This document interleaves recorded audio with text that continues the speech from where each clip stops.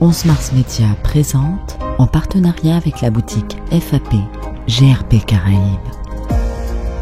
Une émission présentée par Bernie Villemain.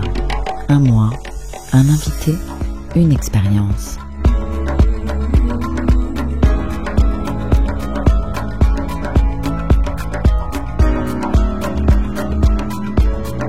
Un mois, un invité,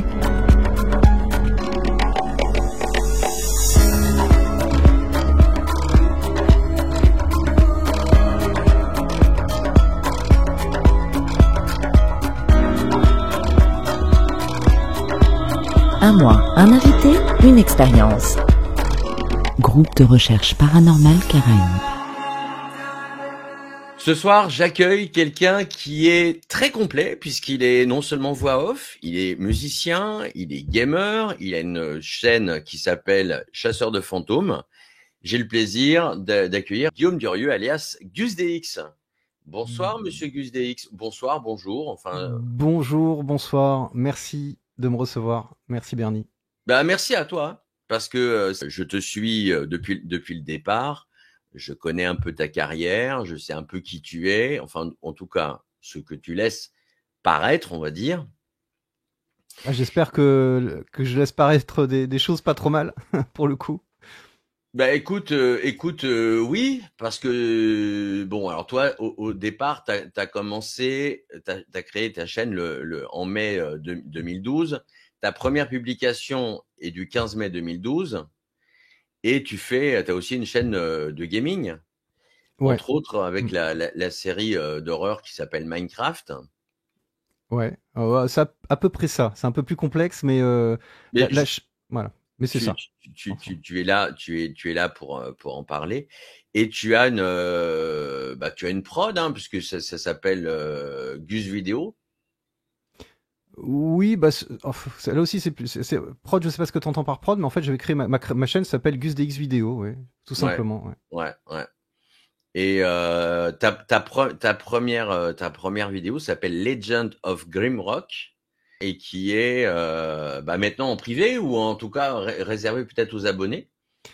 Alors la chaîne, c'est la première vidéo que j'avais faite, c'était un let's play gaming sur un jeu vidéo, oui, Legend of Grimrock, effectivement. Et c'est que c'était un peu pas terrible, quoi. C'était mon tout premier, donc c'est tout simplement en privé parce que c'était pas exceptionnel, tout simplement. Mais comme beaucoup de personnes, tu t'abonnais, voilà. Tu découvrais des choses. C'est ça. C'était un let's play gaming, un let's play gaming très classique. Mais en fait, la chaîne sur laquelle, qui s'appelle GusDX Vidéo, en fait, au départ, était une chaîne gaming. Hein. C'est là-dessus qu'il y avait tout ce que je faisais dans Minecraft par la suite, tous mes let's play sur des jeux vidéo. Il y a encore plein de vidéos comme ça qui sont sur la chaîne. Puis après, quand je suis passé à Chasseur de fantômes, c'est devenu la chaîne principale de l'émission Chasseur de fantômes. À côté de ça, j'ai une autre chaîne YouTube qui s'appelle GusDX Gaming, sur laquelle je upload tous mes lives que je fais sur Twitch. Voilà. D'accord. Alors c'est peut-être un peu compliqué pour certains, mais voilà comment ça se passe. Alors, moi, il y a plein de questions évidemment qui vont fuser le long de cette interview. La première, c'est pourquoi avoir commencé. Alors, avant de commencer par là, on va juste démarrer juste ça, et tu vas commenter si tu le souhaites, bien sûr. Ta première vidéo, c'est celle-ci. Il y a un début à tout. Un commencement, une première fois. Ma première chasse aux fantômes fait partie de ces moments. De ces instants uniques, inquiétants et maladroits qui vous obligent à vous dépasser, qui marquent une existence, qui modifient votre perception du monde et qui changent votre vie. Et donc tu disais que le paranormal risquait de modifier ta vie. Alors, franchement, je croyais pas si bien dire. À l'époque, c'était un peu une tournure de phrase. Presque artistico, métaphysique. Enfin, il y avait, je sais pas quel sens vraiment je donnais à ça. C'était plus pour indiquer que cette première enquête m'avait bouleversé personnellement au niveau de pas de mes croyances, mais voilà, que j'avais peut-être trouvé des choses qui me semblaient très réelles à l'époque. Mais avec du recul, cette phrase est très vraie. Ça a bouleversé ma vie, puisqu'en fait, c'est devenu une activité qui a perduré dans le temps me concernant, cette question entre guillemets, du paranormal ou des fantômes ou du surnaturel. C'est un sujet qui a continué de me passionner et qui m'intéressait déjà beaucoup par le passé. Mais c'est vrai qu'à partir de cette vidéo, et peut-être aussi parce que le travail que j'avais fait à l'époque a intéressé les gens, ça fait que j'ai pas lâché. Donc la question première, Guillaume, c'est pourquoi? Voilà. Pourquoi tu as fait cette vidéo? Est-ce que c'était pour te faire peur? Est-ce que, comme beaucoup de personnes on fait ça au départ, peut-être, voilà. Ou alors c'est parce que tu Alors, voulais des réponses à tes questionnements? je vais essayer d'être rapide. Alors, à la base, moi, tous ces questionnements sur... Enfin, j'ai toujours été intéressé, intrigué et un peu apeuré, et j'aime me faire peur, les émotions que ça procure, par l'étrange, mais comme plein de gens. Je suis pas différent de tout le monde, hein. Et j'avais découvert des émissions télévisées de chasse aux fantômes qui me passionnaient. J'avais trouvé ça génial. Et ça m'avait inspiré un concept dans Minecraft, Minecraft qui est un jeu où on peut créer des univers, et où j'avais créé des fausses enquêtes paranormales. En gros, je jouais à faire comme Ghost Adventures, comme RIP, comme plein de gens, mais dans un jeu vidéo. Et mes vidéos en question avaient du succès. Il y avait beaucoup de montage, ça plaisait à pas mal, enfin ça plaisait à pas mal de monde. Et chemin faisant, au bout d'un moment, je me suis dit, mais est-ce que ce serait pas, enfin, ça me titillait. Moi, ce que je faisais dans Minecraft, c'était avec un avatar, donc on connaissait même pas mon visage. J'étais dans mon bureau studio, en train de faire mes trucs, mais c'était pas, comment dire, il y avait pas ce côté vraiment prise de risque, ce côté aventureux. Et j'ai eu 40 ans. Et je me suis dit, punaise, j'ai envie de vivre un truc un peu plus remuant, un truc plus intéressant, me mettre un peu à mal dans ma vie, et je vais faire un truc que j'aurais jamais osé faire, et je vais proposer aux gens de le faire, aux gens qui me suivaient. Est-ce que ça intéresse que je le fasse? Et c'était de faire une vraie enquête, enfin une vraie enquête, d'aller dans un lieu dont on m'avait raconté qu'il était hanté, et avec une caméra, voilà, et de filmer, et d'essayer d'en faire une vidéo. Et c'est comme ça que ça... Donc pourquoi ça a commencé comme ça? En fait, en gros, c'était pour... passionné par ce que je voyais dans certaines émissions, et l'envie de faire, pas comme eux, mais de faire quelque chose qui me sorte de mes habitudes, qui me fasse me sentir un peu vivant. Je sais pas, arrivé à 40 ans, je sais pas, j'avais ce besoin de me dépasser. Et pour moi, me dépasser, c'était ça, c'était d'oser passer quelques heures seul, avec une caméra, à interpeller des fantômes dans une maison. Et c'est comme ça que ça a commencé.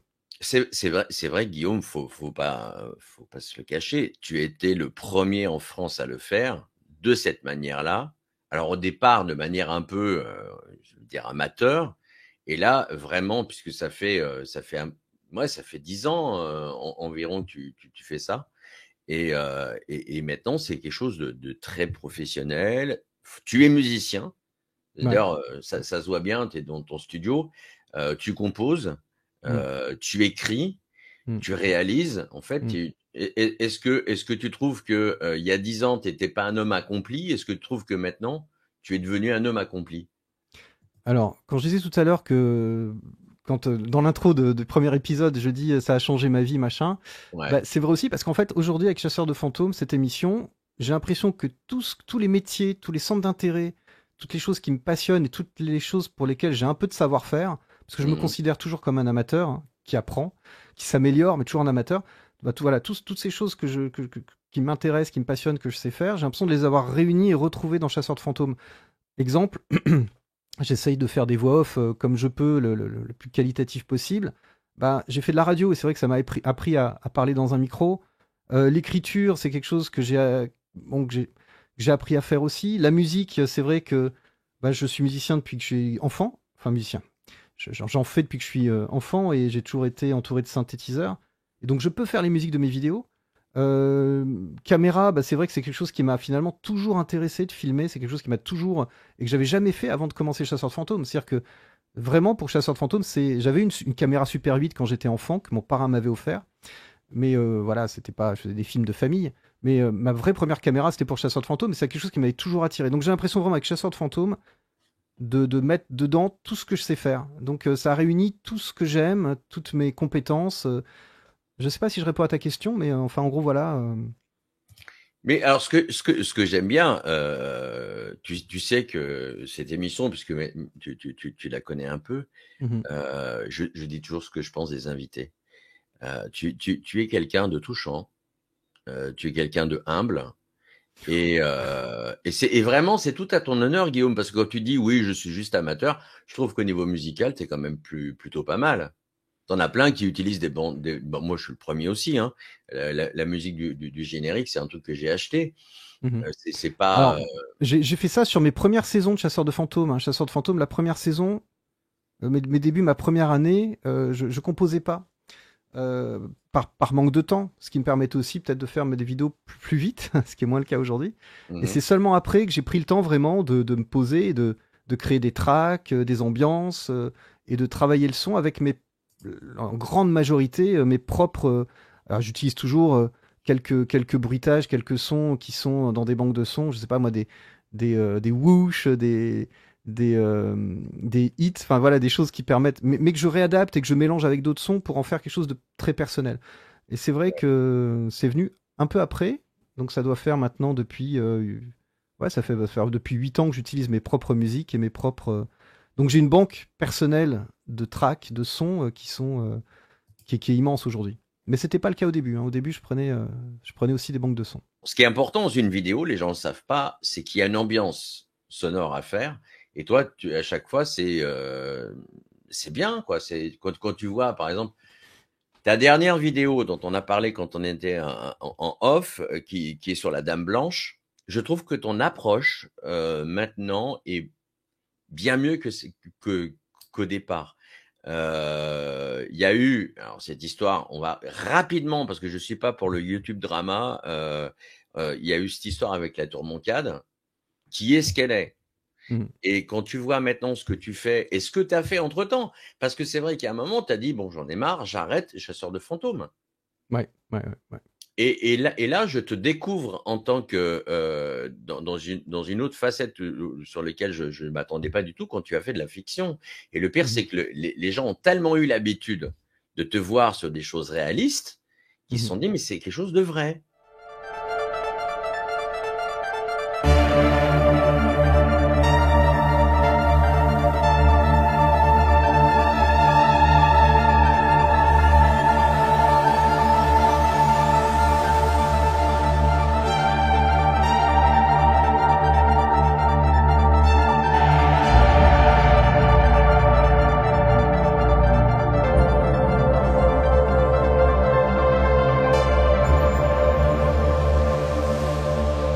Mhm. Bah, Et parce que ça ressemblait beaucoup à Chasseurs de fantômes. J'ai eu beaucoup de mal, hein, à me détacher de cette émission que j'avais créée je voulais partir sur la fiction. Et il y a des gens qui me l'ont pas reproché, mais reproché justement et de manière, et c'est une critique très vraie, qui m'ont dit, mais tu faisais de la fiction, pourquoi t'es pas allé encore plus loin? Et parce qu'en fait, je m'accrochais toujours mon concept chasseur de fantômes et que j'arrivais pas à m'en détacher. Et pendant un an, j'ai essayé de faire de la fiction sans oser. Enfin, j'ai osé, puisqu'on voit apparaître des créatures, des fantômes, des monstres, ça va un peu plus loin, mais j'ai pas osé aller encore plus loin. J'aurais pu. Mais c'était pas ce que je voulais. Moi, en fait, ce qui me plaisait avec Chasseur de fantômes, c'était vraiment ce côté reportage, ouais. être moi-même surpris parce que j'allais vivre, découvrir. Tu te pars avec une caméra, du matériel, tu sais pas du tout ce qui va se passer, ce que tu vas vivre. Et moi, c'est ce que je recherche, c'est ce qui me plaît. Et en fait, après, tu reviens avec cette matière et c'est là que tu commences à faire un épisode, non pas scénarisé, mais en tout cas qui va permettre aux gens d'avoir l'impression d'avoir une histoire. Il y a des gens encore ma dernière vidéo par exemple, qui me disent on a l'impression de voir un film. Bah, c'est que j'ai réussi le job. C'est-à-dire qu'au départ, c'est très chaotique, c'est complètement anarchique. Tu reviens avec ce matériel et tu réussis avec les voix off, avec le montage, avec la musique, à donner un truc un peu plus fluide, qui paraît construit, alors qu'au départ ça l'est pas forcément, c'est un peu le bordel. Et c'est un peu le travail que je fais. Pour revenir à la fiction, voilà, moi c'est vraiment le côté reportage de terrain, cette envie que j'avais au début, dont je parlais tout à l'heure, de pas me mettre à mal, mais de me mettre un peu, de vivre un truc un peu exceptionnel, un peu différent, de me sortir de mes habitudes. C'est ce que je recherche. Et quand tu fais de la fiction, bah, tout est préparé, tout est écrit, tu fais semblant, et ça m'a pas plu, ça m'a pas passionné tant que ça. Je me suis forcé à le croire, hein, mais c'était pas Mais mon truc. je comprends, parce que on va dire, je suis un peu dans la branche. Ouais. Alors, rapidement, ou pas, tiens. Tu sais que tu m'as fait acheter ça? Mais bravo, très bon achat, très bien, mais tout le monde devrait s'équiper. Alors, je suis pas contre le K2, forcément, mais tout le Je monde. l'ai, hein, je l'ai Bah, évidemment, le je me K2 doute. modifié avec un buzzer derrière. D'accord. Je pense qu'il faudrait que beaucoup d'enquêteurs utilisent les deux ensemble, ne Ouais. serait-ce que pour comprendre ce à quoi ils sont affaire. En fait, on utilise les K2 parce que, toi tu le sais évidemment, je te l'apprends pas à toi, mais on va Ouais. dire pour les gens qui le savent pas, ou qui le savent certainement. Bref, on utilise le K2 pour éventuellement capter les champs électromagnétiques que pourraient générer les entités. Enfin, qui sont censés. Mais ça, c'est encore quelque chose qui reste à prouver. Ouais. Et en fait, ce que l'on raconte réellement, c'est que les entités dégagent un champ plutôt magnétique. Donc Ouais. le même champ qu'un aimant ou que la Terre, enfin voilà, le champ magnétique. Sauf que le K2 permet de détecter effectivement un champ magnétique, mais aussi de détecter de manière indifférenciée un champ électrique. Et le champ électrique, c'est pas ce qui est censé dégager une entité. Et éventuellement aussi les ondes radio. Ondes radio, ça va être ton téléphone portable, le Bluetooth, le Wi-Fi et plein d'autres. Donc en fait, le problème du K2, c'est qu'on ne peut pas différencier tout ça. Et c'est pour ça que l'autre appareil, qui est donc un Trifield, qui permet de savoir exactement à quel type d'onde EMF on a affaire, nous permet de savoir si on a affaire vraiment à quelque chose qui pourrait être réellement étrange. Je sais pas si je suis clair. Enfin voilà l'idée. Totalement. Mais ce qui est bluffant, c'est que tu étais très matériel électronique, puis à un moment, tu as carrément arrêté, tu es passé par d'autres choses, et tu fais d'autres tests. Tu expérimentes tout, en fait. Tu essaies de trouver peut-être quelque chose qui va plus, toi, te parler en disant, bah voilà, effectivement, il y a une réaction qui se fait par rapport à telle et telle chose. Et non, c'est vrai qu'alors là-dessus, effectivement, il y a les RF électriques, il y a le truc électrique, etc. Mais j'ai trouvé ça, j'ai galéré pour l'avoir. C'est pas simple, c'est un peu cher aussi. Ouais, c'est un peu cher. Alors, il est en vente chez notre partenaire FAP, la boutique FAP, qui vend que du matériel exprès justement pour les enquêteurs. Et on parle en matériel, on va parler aussi finance. Parce que c'est vrai que le monde du paranormal, les gens ne sont pas forcément friqués. Toi, tu as démarré avec combien pour faire tes premières vidéos? Alors, j'avais... en fait, pour commencer mes vidéos, il me fallait plusieurs choses. Une caméra, et je voulais pas faire... Je voulais m'équiper d'une... Alors à l'époque, donc il y a 10 ans, les téléphones filmaient pas comme aujourd'hui, donc un téléphone n'aurait pas suffi. Mon concept, c'était que je voulais filmer mon visage, et puis avoir une caméra dans les mains, et une caméra qui filme en infrarouge. Et il y en avait pas beaucoup qui faisaient ça, enfin voilà. Donc la première caméra que j'ai achetée m'avait coûté, si je dis pas de bêtises, je crois peut-être 1 500 €. Donc la caméra principale, la Canon XA10. Très bonne caméra d'ailleurs. Oui, et que j'utilise toujours en caméra secondaire, hein. J'en ai 2 maintenant. Ouais. Donc j'ai commencé avec ça, et puis il me fallait une petite GoPro. Donc j'ai la GoPro Hero 2, je crois, que j'ai toujours quelque part. Et je sais pas, donc 1005, une GoPro, je sais pas, c'est 300 €. Et puis le problème que j'avais, c'est que mon ordinateur que j'avais à l'époque était un ordinateur vraiment pas balèze du tout, et je savais que pour faire du montage vidéo autre que gaming, il allait falloir que je passe un cran supérieur. Donc en fait, moi j'ai commencé avec le peu d'argent que j'avais de côté, donc moi j'ai acheté les caméras, et puis il me fallait un petit budget pour pouvoir me permettre d'acheter un ordinateur un peu plus conséquent. Et puis à l'époque, je faisais aussi Minecraft, des choses dans le jeu vidéo, et donc j'ai sollicité ma communauté, et en fait, grâce à ma communauté, je crois qu'on avait récolté 2500 €, ce qui n'est pas une somme non plus extraordinaire quand il s'agit d'informatique. Ouais. Et avec ça, j'avais pu acheter le nouvel ordinateur, en tout cas le fabriquer, acheter les composants. Ouais. Donc voilà, c'était moitié-moitié. Moi, j'avais mis de ma poche, j'avais acheté une Spirit Box et un petit EMF aussi, petit capteur EMF. J'avais dû en avoir, je sais pas, j'avais dû dépenser 2000 € de matériel. Et voilà, et la communauté m'avait permis d'acheter mon ordinateur pour le gaming et pour Chasseur de fantômes. Voilà, donc j'ai commencé comme ça. Mais tu as commencé fort parce que tu as acheté la SPB 11 qui coûtait beaucoup plus cher. Non. Avec 2 tuners. Non, elle coûtait... Non, j'ai acheté la PSB 7, moi, quand j'ai commencé, que j'ai toujours et qui est juste derrière moi parce que je suis en train de préparer ma prochaine enquête, et Je compte m'en servir. Je l'ai ressorti du placard. Ouais. Et donc, non, j'ai commencé avec la PSB 7 qui coûtait beaucoup moins cher. Je crois qu'elle coûtait 60 €, ce qui est déjà un peu élevé pour une radio.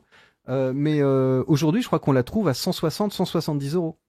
Si je dis pas de bêtises. On parle d'argent, hein, mais Oui, non, mais elle est moins chère dans la boutique FAP. Je sais plus à quel prix il est, mais D'accord. elle est bien moins chère. Mais c'est vrai que la PSB 11, voilà, la PSB 11 dont tu parles, je l'ai eu plus tard. Je l'ai eu un an ou deux plus tard. Hein. c'était à l'époque de Tanaïs, c'est ça? J'étais encore sur de la PSB 7. T'étais encore sur la PSB 7. Ouais, ouais. Alors, lieu d'enquête. Ce qui est assez drôle, c'est que, ou du moins peut-être troublant, c'est que quand Gus DX se pointe quelque part dans un lieu, ça devient, ça fait un mouvement. Je sais pas trop ce qui se passe, et les gens se pointent directement. Alors justement, Tanaïs, qui a gagné en popularité, parce que le château et le parc. D'ailleurs, il y a un très bon article de Actu Bordeaux qui dit que il y a 6 ans, le youtubeur bordelais, qui est suivi par autant d'abonnés et spécialisé dans la traque de phénomènes paranormaux, d'ailleurs ça on va revenir aussi, a mis en ligne sur la célèbre plateforme, après avoir passé 3 heures un soir à l'intérieur des parties accessibles du château de Tanaïs, etc., etc. Et depuis, il y a je sais pas combien de personnes qui vont à cet endroit-là. Mais est-ce que ça fait pareil partout? Non, ça fait pas ça partout, notamment parce qu'aujourd'hui, je fais très attention de ne pas forcément dire où je me rends. Ce qui n'était pas le cas à l'époque. À l'époque, j'avais pas conscience que mes vidéos pouvaient avoir un impact quelconque. Mais c'est vrai que ce lieu dont tu parles a été extrêmement visité par la suite. Beaucoup de gens s'y sont rendus, que ce soit des chasseurs de fantômes, des enquêteurs, mais aussi des visiteurs, des gens, des spectateurs hein, qui ont été. Moi, j'y suis retourné l'année suivante de mon premier tournage là-bas. Et tous les soirs où je me suis rendu là-bas, parce que je suis allé plusieurs soirs, c'est pour ça que Actu Bordeaux parle en 3 heures, mais je crois que Tanaïs, j'y ai passé, si je dois mettre bout à bout le nombre d'heures que j'ai passé là-bas à mener des enquêtes, c'est beaucoup plus de 3 heures. Mais bon, tous les soirs où je m'y rendais, il y avait des gens qui étaient là, qui me connaissaient, que je croisais. Et j'avais même rencontré 2 personnes qui étaient venues de Belgique, rencontrées un peu par hasard dans le parc, et qui j'avais finalement proposé de participer avec moi là, à une de mes enquêtes.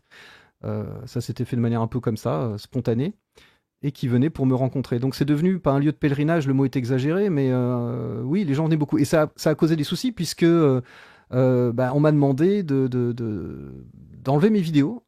On m'a même menacé. On m'a fait comprendre que des plaintes pouvaient être posées à mon encontre si je les laissais. Donc j'ai dû, j'ai accepté de retirer mes vidéos pour dépopulariser le lieu, parce qu'il y a eu beaucoup d'excès de gens qui venaient casser le château pour rentrer à l'intérieur. Il faut savoir qu'au début, le château, les portes, c'était des espèces de panneaux en bois qui ont été défoncés. Ensuite, ils ont muré. Tout ce qui a été muré a été à nouveau cassé pour que les gens rentrent dedans. La maison, ce qu'on appelle la maison K, ça parlera à ceux qui me connaissent. Aujourd'hui, elle est encerclée d'un grillage pour que les gens n'y rentrent pas. Il y a un complexe sportif qui s'est installé là, et qui a dû supporter le fait que plein de gens rentrent dans ces parties qui sont privées maintenant.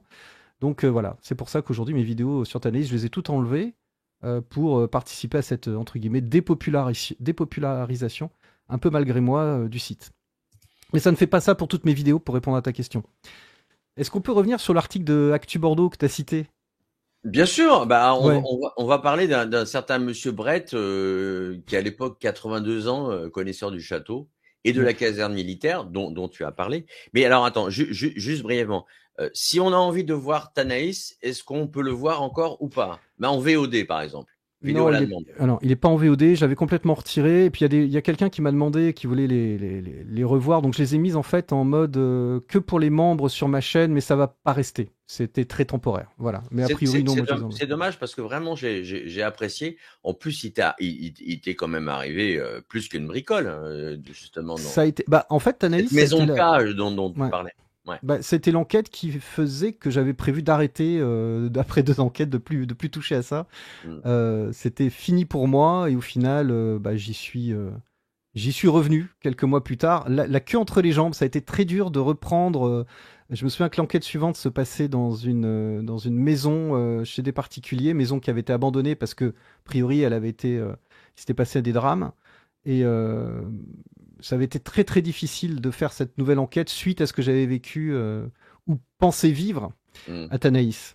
Donc oui, enfin après moi c'est un grand regret que je les ai supprimés parce que toutes mes enquêtes font partie de mon parcours, elles sont toutes importantes et puis en plus il y a pour moi des choses qui sont très intrigantes dans ces vidéos et qui mériteraient d'être voilà, mais bon, j'ai pas vraiment eu le choix. Il y a une autre enquête justement, je parlais de cette enquête chez des gens, j'ai dû la supprimer aussi. Alors c'est une autre histoire. J'avais fait donc une vidéo chez ces particuliers et en fait je reçois un message. En fait ils ont voulu vendre leur maison et en fait il y a eu un souci avec des gens qui avaient prévu de l'acheter.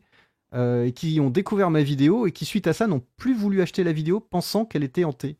Et donc, ils m'ont demandé de retirer ma vidéo pour réussir à vendre leur maison. Voilà. Donc, ça fait partie aussi. Voilà, il y a 4 ou 5 vidéos comme ça qui sont plus sur ma chaîne à la demande des gens des ayants droit du lieu ou des personnes à qui appartiennent les endroits.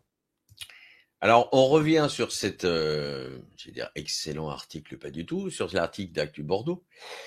Donc, en recherchant sur Internet, Gus DX aurait eu vent des rumeurs faisant état d'un décès d'un enfant de militaire qui se serait noyé dans le vivier de Tanaïs. Alors, on parle donc de ce monsieur d'Henri Brett. Oui, en fait, ce qui se passe. Alors, l'article a été modifié par le journaliste que j'ai contacté parce qu'il y avait beaucoup d'étonnantes erreurs et d'étonnantes choses. Ouais. Il se trouve que moi, quand je me suis suite à ma première enquête à Tanaïs, j'ai été contacté par une dame par mail qui est une dame qui a vécu sur le site quand il était militarisé, donc fille de militaire, et qui me parle de cette histoire d'enfants de militaires qui se seraient noyés dans le camp de Tanaïs, enfin dans un des étangs, aujourd'hui asséchés. Et moi, je me dis, l'info est intéressante, mais est-ce que c'est vrai? Je fais des recherches sur Internet et je tombe sur un site qui s'occupe de l'histoire du patrimoine, enfin qui parle de l'histoire et du patrimoine de la région, de la commune, et qui a un article sur Tanaïs et qui, effectivement, à un endroit, raconte que un enfant se serait noyé dans l'étang. Donc je me dis, c'est corroboré par cet article, pourquoi pas? Et il faut savoir qu'en fait, cet article et le site étaient gérés par un certain Monsieur Brett, spécialiste du patrimoine et du lieu. Voilà. Et donc qui n'est autre que le petit-fils du jardinier, c'est ça, hein? C'est ce qui, oui, il me semblerait que c'est ce qu'il dit. Du moins, c'est ce qu'il dit, c'est ce qu'il déclare, c'est ce qu'il dit. C'est certainement le cas. Ouais. C'est certainement le cas. Et donc, je fais mon enquête en partant de cette hypothèse qu'un enfant se serait potentiellement noyé à cet endroit-là.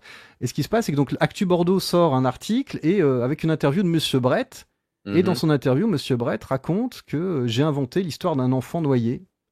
Et donc là, je suis sur le cul, puisqu'en plus, Monsieur Brett, à l'époque, je l'ai eu au téléphone, à cette époque où je faisais cette enquête-là, pour lui demander ce qu'il en était. Et effectivement, il m'avait au téléphone dit oui, il y a bien une rumeur, mais c'est une rumeur, mais elle existe. Voilà, donc on peut partir d'une rumeur. Justement, mon enquête m'aurait permis de me dire, est-ce que je vais avoir des éléments qui corroborent cette rumeur? Donc j'étais très surpris de voir cet article, donc c'est pour ça que j'ai contacté le journaliste qui l'a modifié et je lui ai amené donc les preuves. Alors aujourd'hui le site de Monsieur Brett n'existe plus, il a étrangement été supprimé, mais par chance Internet est régulièrement photographié, donc en allant sur des sites d'archives on peut retrouver des traces de l'article en question et donc j'ai tout ça en main et effectivement je les ai envoyés au journaliste qui a pu contrôler et voir que je n'étais pas à l'origine de cette invention et que c'est bien le monsieur qui l'avait interviewé, donc Monsieur Brett, qui avait écrit lui-même l'article en question, qui avait servi, entre guillemets, de pilier à mon enquête. Donc c'est assez étonnant comme revirement de site. Je sais pas trop pourquoi il a raconté ça. Alors, Château de Tanaïs, ça fait partie de la ville de Blanquefort. Et c'est ce fameux, justement, cette fameuse mairie. On a eu marre que ce lieu soit dégradé. Et donc habité par des squatteurs. C'est ce que précise en plus dans cet article Monsieur Brett, pardon.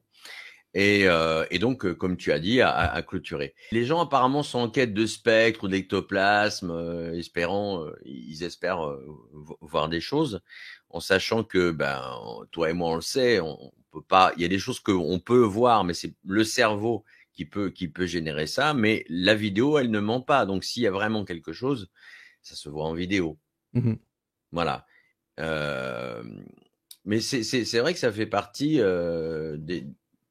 Pour moi, si tu veux, ça fait partie de la première époque Gus DX qui est excellente. Je ne dis pas que là, actuellement, c'est pas bon, loin de là. Mais c'était un petit peu. Bah, c'était forcément plus, je dirais plus, je sais pas comment l'exprimer, mais peut-être plus frais, plus spontané, moins, il y avait moins de réflexion, il y en avait pas. Moi, je partais, j'avais plein de peurs, plein de croyances, j'étais ultra conditionné par tout ça, conditionné énormément par tout ce que je regardais sur le sujet. Ouais. Et donc, très impressionnable, très. Et puis voilà, donc forcément, tout ce que j'allais vivre, il n'y avait pas beaucoup de rationalité, bah, enfin, je remettais pas trop en cause les choses. Et donc c'était peut-être plus magique pour les gens, peut-être plus magique. Alors au niveau look, c'est vrai qu'au départ, t'avais pas de barbe ou très peu, t'avais les cheveux un peu plus longs. Là, mettons, t'as une barbe, bah t'as 50 piges quand même, hein. Ouais. Hein, et t'as les cheveux beaucoup plus courts.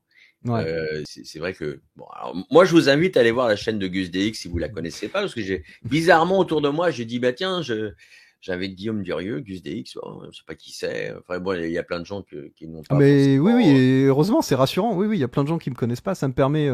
Oui, et tant mieux. Alors que tu as combien d'abonnés, rappelle-moi? Un peu plus de 500 000, je crois. 500 000. Enfin, oui, je suis sûr que j'en ai un peu plus de 500 000, mais je sais pas le chiffre exact. Non, mais peu importe. Et il y a quand même encore des gens qui ne te connaissent pas en 2023. Ah bah c'est normal, oui, et puis tant mieux, parce que c'est ce qui te permet aussi d'avoir une vie normale. Je me mets à la place des gens ultra célèbres, ça doit être très très pénible. De temps en temps, on me croise dans la rue et tout, on vient me voir, ou on me dit tiens, je t'ai croisé, ou on vient me solliciter, mais c'est pas très souvent, c'est relativement, oui, c'est rare, ça reste rare, mais c'est ce qui te permet d'avoir une vie cool, quoi. Parce que ça va être un peu désagréable. Est-ce que les gens te demandent des autographes ou pas? Ouais, ou des photos, ça arrive souvent. Ouais. Enfin, souvent, ça arrive de temps en temps. Ouais. Parfois, c'est très gênant. J'ai une anecdote très marrante. Bah, la dernière fois, on était à KFC en famille, et en sortant de KFC, un jeune homme très sympathique est venu me voir en me disant qu'il me connaissait, qu'il aimait bien ce que je faisais, et on a fait une photo.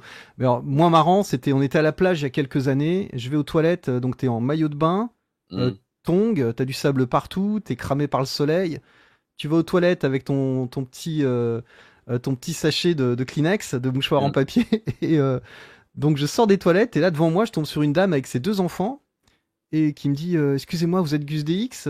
Bah oui, on peut faire une photo, on est fan de ce que vous faites. Ouais, c'était un peu gênant, c'était pas le bon. T'es à la plage, t'es à moitié nu, tu sors des toilettes publiques, c'est particulier. Voilà, anecdote que tu pourras retirer si tu fais un montage de cette interview. Non, non, parce que je la trouve très bien après. Tu peux le laisser, je l'assume totalement. Mais justement, comment on passe de l'ombre à la lumière, et comment on le vit en tant que Guillaume? Moi, je cours pas vraiment après la célébrité. Hein. J'ai pas tellement envie. Je cherche pas à ce qu'on me reconnaisse ou être. J'ai pas. Oui, non, mais je le précise. Hein. Mais ça fait toujours plaisir. Comment pas? J'en sais rien. Bah, en faisant des conneries, souvent, on peut faire. En faisant. Moi, je réalise pas trop. Tu vois, c'est ce que me dit souvent mon épouse. Elle me dit, mais faut que. Enfin, je ne me considère pas comme. Ce qui fait que parfois je m'approche souvent de. Enfin, on peut m'approcher relativement facilement, je crois, et c'est peut-être. Ça peut être problématique aussi parfois. Bah, j'en sais rien, je sais pas du tout. Par chance, moi, j'ai une vie de famille où ma femme, mes enfants regardent pas du tout ce que je fais, s'y intéressent pas. Les amis qu'on a sont pas du tout là-dedans. Donc je suis pas entouré de gens qui. Voilà, donc j'ai une vie. Moi, j'ai une vie tout à fait normale. Voilà. Donc sauf les rares fois où je suis invité à des festivals, des conventions, où là des gens viennent me voir et où pendant quelques jours, je suis un peu plus mis sur le devant de la scène, mais en dehors de ça, j'ai une vie tout à fait classique, quoi. Donc pour moi, voilà. D'accord, mais t'as pas répondu. Comment on passe de l'ombre à la lumière? Je veux dire, comment on le vit? Parce que j'ai bien compris, ta famille le vit bien ou pas bien, c'est pas le truc, puisqu'en fait ils sont pas dedans. Donc c'est vrai que si quelqu'un, tu es avec tes enfants et ta femme, tu te balades au supermarché, Gus DX, est-ce que je peux avoir un autographe? Oui, j'ai vu toutes vos vidéos, etc. Mais je sais pas, ça les impressionne pas du tout. Ouais. Moi, non, moi non. C'est toujours agréable, ça fait plaisir, je vais pas le cacher. Mais en dehors de ça, ça n'est pas du tout une forme de, je sais pas. Je sais pas, je relativise beaucoup, hein. Moi, je suis pas, j'ai pas de grandes prétentions. Je me considère pas comme une célébrité, donc j'ai plus le sentiment que les gens se trompent un peu, tu vois, que Ouais, ouais, qu'ils ont un peu tort. Je suis comme eux, je suis normal. Il y a pas de. Bah, après, je comprends. Voilà, il y a pas de. Bon, je J'aurais pense. du mal. En fait, je suis désolé, j'ai vraiment du mal à répondre à cette question parce que Ouais, j'ai pas ce sentiment de lumière, tu vois. ouais. Euh, je peux pas écrire. Là, vraiment, je sèche totalement. Si je te dis que tu es le Jean-Jacques Goldman du paranormal, Oh la ça, vache, mais non. parce que Goldman, c'est un peu ça. Le mec, il se considère pas comme une célébrité. Enfin, plus maintenant, là où il est, mais c'est un peu ça au départ. Ah là là, c'est dur ce que tu me demandes. Non, moi, enfin moi, en tout cas, moi, j'ai pas cette vision des choses. Je sais Ouais, que j'ai peut-être amené quelques idées nouvelles. J'ai amené, ouais, des bonnes, des mauvaises. J'ai inspiré du monde. Moi-même, j'ai trouvé des inspirations aussi ailleurs, hein, que ce soit chez Ghost Adventures, RIP, Anton de Maximi pour le côté seul avec des caméras. ouais. Euh, m- mais de là à dire Jean-Jacques Goldman, non, non, il y a beaucoup de bons enquêteurs, de bons vidéastes aujourd'hui. Et voilà. Et puis, je suis pas le plus, loin d'être le plus célèbre. Au Les niveau, gens- au niveau, au niveau francophone, Jean-Jacques Goldman, c'est le grand ouais. JD, si tu veux. Tu pourras, si un jour tu l'as, tu lui poseras la question à lui. Mais Voilà. je poserai la question à Julien quand on arrivera à trouver une date avec grand plaisir. En parlant d'inspiration, tu as inspiré beaucoup de monde.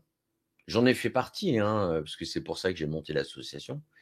Et d'ailleurs, à une époque, je t'ai même demandé des conseils. Euh, et comment tu le prends ça? Je veux dire que est-ce que c'est vrai que ça fait du bien quand les gens viennent vers toi en disant oui, j'ai vu tes vidéos, etc. Moi, j'aimerais bien faire des vidéos dans le paranormal. Qu'est-ce que tu en penses? Quels sont les conseils que tu pourrais me distiller? Donc tu vois quand même que tu commences à avoir une notoriété. Je veux dire, tu commences à avoir une empreinte par rapport sur les gens. Oui, mais ça, voilà, certainement, tu as raison, mais c'est quelque chose que moi, j'ai toujours eu du mal à mesurer et à voir.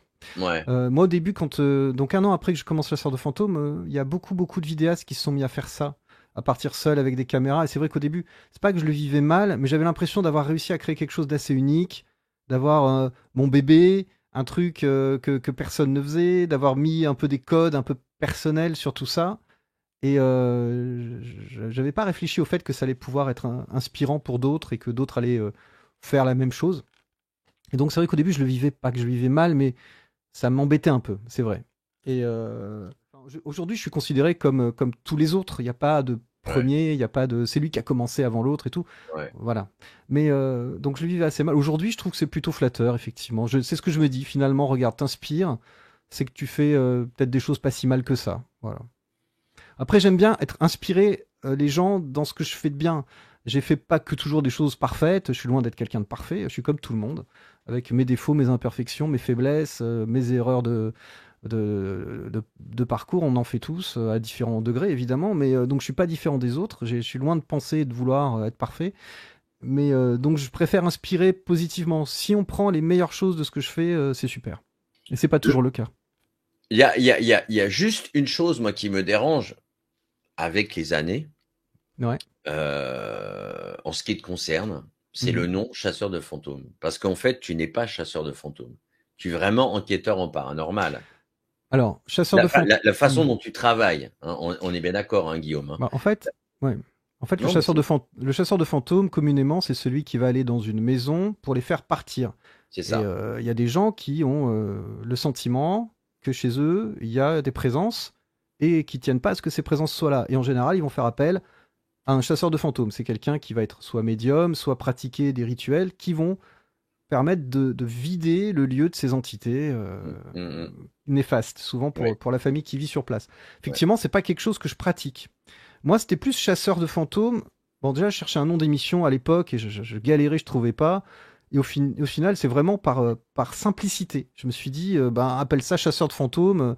Au final, c'est le terme qui. En fait, l'idée, c'était de partir pour Alors c'est horrible ce que je vais dire, parce que c'est comme un safari photo, c'est-à-dire qu'en fait tu pars, imagine tu vas en Afrique avec ton appareil photo pour prendre des photos de lions, et donc tu vas chasser mais avec ton appareil photo pour essayer d'avoir ces photos. Moi c'était un peu cette idée d'aller essayer de capturer des éléments étranges, des photos de spectres, des sons bizarres, d'essayer, voilà. Donc c'est en ce terme-là que je dis que chasseur de fantômes, dans ce côté chasseur d'images en fait, ou de sons. Ou preneur d'images, ce qui est tout à fait plus logique.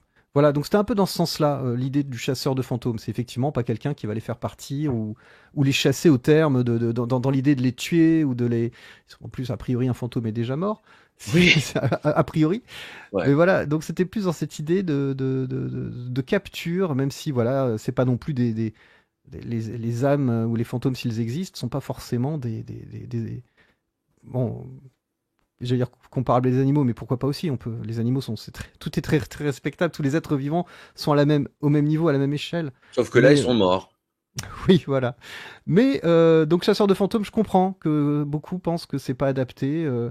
Enquêteur en fait, même aujourd'hui, j'ai du mal avec le mot enquête. J'ai plus l'impression d'être, et c'est assez nouveau pour moi, ce sentiment plus d'aller vers de l'expérimentation, essayer de tenter des choses. L'enquête paranormale, par contre, tu vois, j'ai fait 2 épisodes sur Vos, Château de Vos l'année dernière. Là, j'ai vraiment eu le sentiment, pour la première fois de ma vie, c'est là que j'ai compris ça, de faire une vraie enquête. Vraiment d'aller au bout des choses et de me démener pour avoir tous les tenants, tous les aboutissants. C'est essayer d'aller le plus loin possible dans la compréhension de ce qui pouvait se passer dans ce château. Et vraiment mener une enquête en passant des coups de téléphone aux personnes, essayer de retrouver les familles qui ont vécu là, les membres des familles, essayer d'avoir vraiment des éléments très concrets, factuels, de mettre à mal toutes les informations que j'avais et d'en trouver d'autres. Là, j'ai vraiment eu l'impression de faire une enquête. Et c'était la première fois. Mais d'ailleurs, je vous invite à regarder les traces de la Dame Blanche. Ça, c'est la dernière, ouais. Ça, c'est la dernière. Et c'est vrai que c'est plus un travail d'enquêteur. On a l'impression d'avoir une enquête de terrain un peu comme un gendarme, comme un flic, quoi, qui fait ça. Non, mais c'est pas, je suis pas lèche-botte. C'est vraiment parce que tu fais du bon travail, Guillaume. T'es gentil. Ce que je voulais juste te dire, c'est que donc il y a les 2 vidéos sur Vos, et puis il y a la dernière qui est encore autre chose, sur les traces de la Dame Blanche, qui est encore autre chose, où là j'expérimente un tout autre aspect, pour moi très important dans ces expérimentations autour du paranormal, de la parapsychologie, tout ça, c'est cette idée du conditionnement, d'autosuggestion. C'est vraiment une enquête, la dernière, enfin une vidéo dans laquelle j'ai essayé de travailler sur comment on peut s'imaginer parfois des choses, et voilà, elle est très différente, c'est vraiment encore un aspect différent. Donc je vous invite effectivement aussi à la voir. Alors, évidemment, tu vends ta soupe. Ouais, pas soupe si tu veux. Non, mais non, non, j'ai compris. Voilà, c'est pas péjoratif. Et puis là, récemment, je l'ai pas vu. Tu as fait une vidéo sur Random Spirit Communicator, c'est-à-dire comment parler avec les morts. Ouais. Alors en ce moment, tu sais, enfin depuis longtemps, il y a un appareil qui s'appelle l'Ovilus. Oui, qui est bien connu qui coûte assez cher, l'Ovilus, oui. Ah bah oui, voilà, c'est un appareil qui coûte assez cher, alors que c'est pas très très cher à produire. Bon, ça c'est un autre problème. Et c'est un appareil en fait avec une banque de mots prédéfinie. Il y en a entre 2000 ou 3000. Ça peut être des prénoms, des mots du quotidien. Et c'est plus anglophone que francophone d'ailleurs. C'est dommage. Il y a une version francophone qui existe maintenant depuis 1 an ou 2. Et qui est très utilisé par tous les enquêteurs. C'est un appareil en fait qui, c'est comme un K2, sauf que dès que l'appareil capte un champ électromagnétique quel qu'il soit, il va aller piocher aléatoirement un mot dans la banque de sons. Et on part du principe que c'est un fantôme qui a choisi ce mot. Mais dans l'idée, oui. Dans l'idée, c'est ça. Ouais. Donc moi, j'ai créé un appareil un peu similaire, sauf que c'est pas l'électromagnétisme, c'est le son. C'est-à-dire dès qu'il capte un son, donc ma voix par exemple ou autre, il va aller piocher aléatoirement dans des banques de voix préenregistrées une réponse. Mais là, on s'est suffi du oui, du non et du peut-être ou du je ne sais pas. Donc en fait, c'est vraiment sur ces 3 paramètres-là. Il va pas te sortir de prénom, donc faut poser que des questions fermées. Et donc cet appareil, je l'utilise en enquête, mais pour deux objectifs. Le conditionnement, c'est-à-dire c'est un simulateur de conversation avec des fantômes, comme l'Ovilus. Et donc l'idée, c'était d'avoir cette conversation pour voir si Le fait, moi, d'être conditionné par ça, ou que ça m'auto-suggère quelque chose, ça n'allait pas permettre d'avoir accès à autre chose. Que je sois, par exemple, plus réceptif à ce qui m'entoure. Et je me suis basé aussi sur une expérience qui avait été faite à Toronto dans les années 70, où des parapsychologues avaient réussi comme ça à créer un faux fantôme. C'est-à-dire qu'à force de l'interpeller, de créer cette personnalité qui n'existait pas, ils ont fini par réussir à faire du spiritisme avec lui et avoir des réponses de ce fantôme qu'ils ont complètement inventé. C'est un peu confus, je vous invite à voir mes vidéos, vous comprendrez mieux. Non pas pour vendre ma soupe, mais vraiment pour la compréhension de ce que j'explique. Mais l'appareil donc en question n'a pas toujours été bien compris, donc j'ai refait une vidéo pour bien expliquer que les conversations qu'on pouvait avoir avec ce type d'appareil n'étaient pas des conversations avec des vrais fantômes, sauf si effectivement les esprits sont capables d'intervenir sur le hasard ou d'intervenir dans la conception ou l'électronique de l'appareil, ce qui est assez irrationnel à imaginer. D'ailleurs, tu en parles très bien dans la vidéo sur la Dame Blanche. Oui, de base, c'était assez bien expliqué. De cette expérience-là, oui. Oui, de base, c'était bien expliqué, mais c'était déjà expliqué. Mais quand j'ai commencé à voir des gens dire ouais, incroyable la conversation que tu as eue avec ce fantôme, je me suis dit oh là là, il faut que je refasse une vidéo pour bien dire attention. Ouais.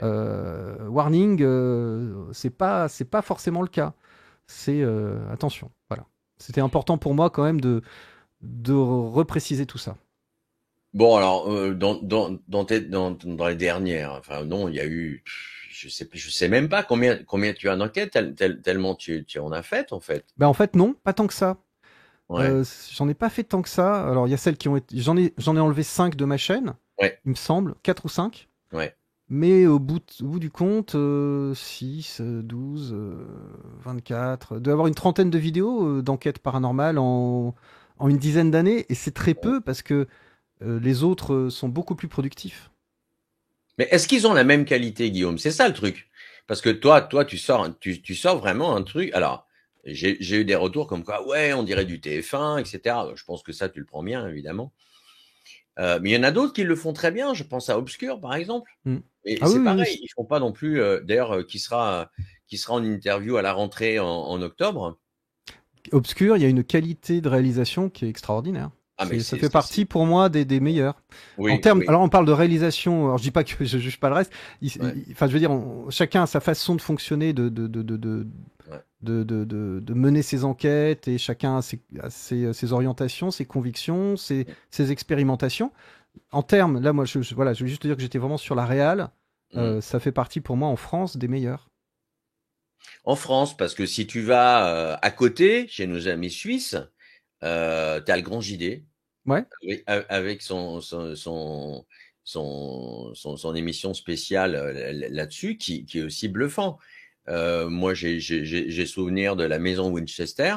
Tiens, pourquoi tu es resté tu restes qu'en France pour faire tes enquêtes? Est-ce que c'est une histoire d'argent ou est-ce que c'est parce que t'as pas envie, en fait? Alors, il y a plusieurs raisons. L'argent, c'est vrai qu'un déplacement à l'étranger peut être très coûteux et plus compliqué. Je sais qu'il y a pas mal d'endroits, alors on va dire, ils sont plus ouverts d'esprit aux États-Unis, en Angleterre. Il faut savoir que la plupart des endroits, effectivement, ils sont ouverts d'esprit. Ouais. Et ça commence à être un peu comme ça en France aussi. Il y a certains sites qui sont comme ça. Il y a des sites où il faut payer pour y avoir accès, et il y a des sites qui sont ultra contrôlés. Je crois, tu parles de la maison Winchester, j'espère que je dis pas de bêtises, mais je crois que le Grand JD a été confronté là-bas à cette idée qu'il fallait qu'il soit forcément suivi par quelqu'un. Il n'a pas pu enquêter, je crois, tout seul sur place. Donc, t'as pas la liberté que tu as. Il y a un autre lieu qui est très connu aux États-Unis, c'est une prison. Et justement, le Grand JD avait décidé de pas les faire à une époque. Il avait en projet à ses débuts d'aller là-bas. Je sais plus le nom de la prison en question. Je crois que c'est une prison ou un hôpital. Je sais, une prison. Et en fait, on l'autorisait à y aller. Il fallait, je crois, qu'il paye une certaine somme, mais il ne pouvait pas faire tout ce qu'il voulait. C'était très cadré, très entouré. Je veux pas parler, voilà, à vérifier. Mais je crois que voilà, l'étranger, je sais pas. Moi aussi, il y a la barrière de la langue. Je suis pas très bilingue. L'anglais, c'est compliqué. Enfin, j'imagine que si je vais dans un pays étranger, il faut au moins parler la langue du pays, ou être accompagné de quelqu'un qui va pouvoir traduire ou parler avec toi, enfin pour toi. Donc c'est plus compliqué. Je pense aussi qu'en France, il y a plein de choses déjà très intéressantes à faire. Mais j'aimerais bien l'étranger. Oui, j'aimerais bien. Et pourquoi pas ah bah voilà le Québec. Ça peut. Mais c'est pareil, c'est extrêmement cher. J'ai regardé les prix là récemment. Je m'y suis intéressé parce que il y a des personnes qui m'ont proposé de m'accueillir, et j'ai vu les prix des vols. C'est pas simple. Faut trouver le budget.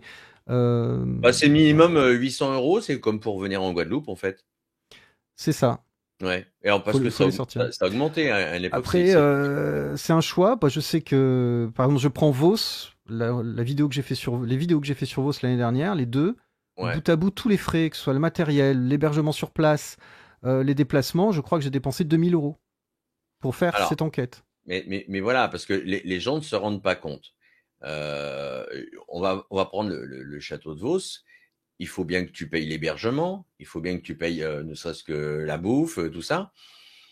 Donc c'est quand même 2000 € pour une vidéo qui va te rapporter. Est-ce qu'elle te rapporte autant que tu as produit? C'est ça en fait. Est-ce que la balance? Ah, bah heureusement, je m'y retrouve, oui. Bon, Ouais. voilà, c'est Je m'y ça. retrouve. En sachant quand même, bon, je le réglisse comme ça, que Vos, l'année dernière, je n'ai sorti que 2 vidéos complètement consacrées à Vos, et donc forcément, je me suis mis dedans parce que je me suis passionné pour cet endroit-là, mais quand on se passionne et qu'on veut vraiment se donner les moyens et puis d'enquêter, d'aller loin et tout, ça prend du temps. Le temps, c'est con, mais c'est de l'argent. Et donc, j'ai Ouais. passé énormément de temps l'année dernière à enquêter. Ouais. Et j'ai pu en faire que 2 vidéos. Et j'ai été dans le rouge à la fin de l'année.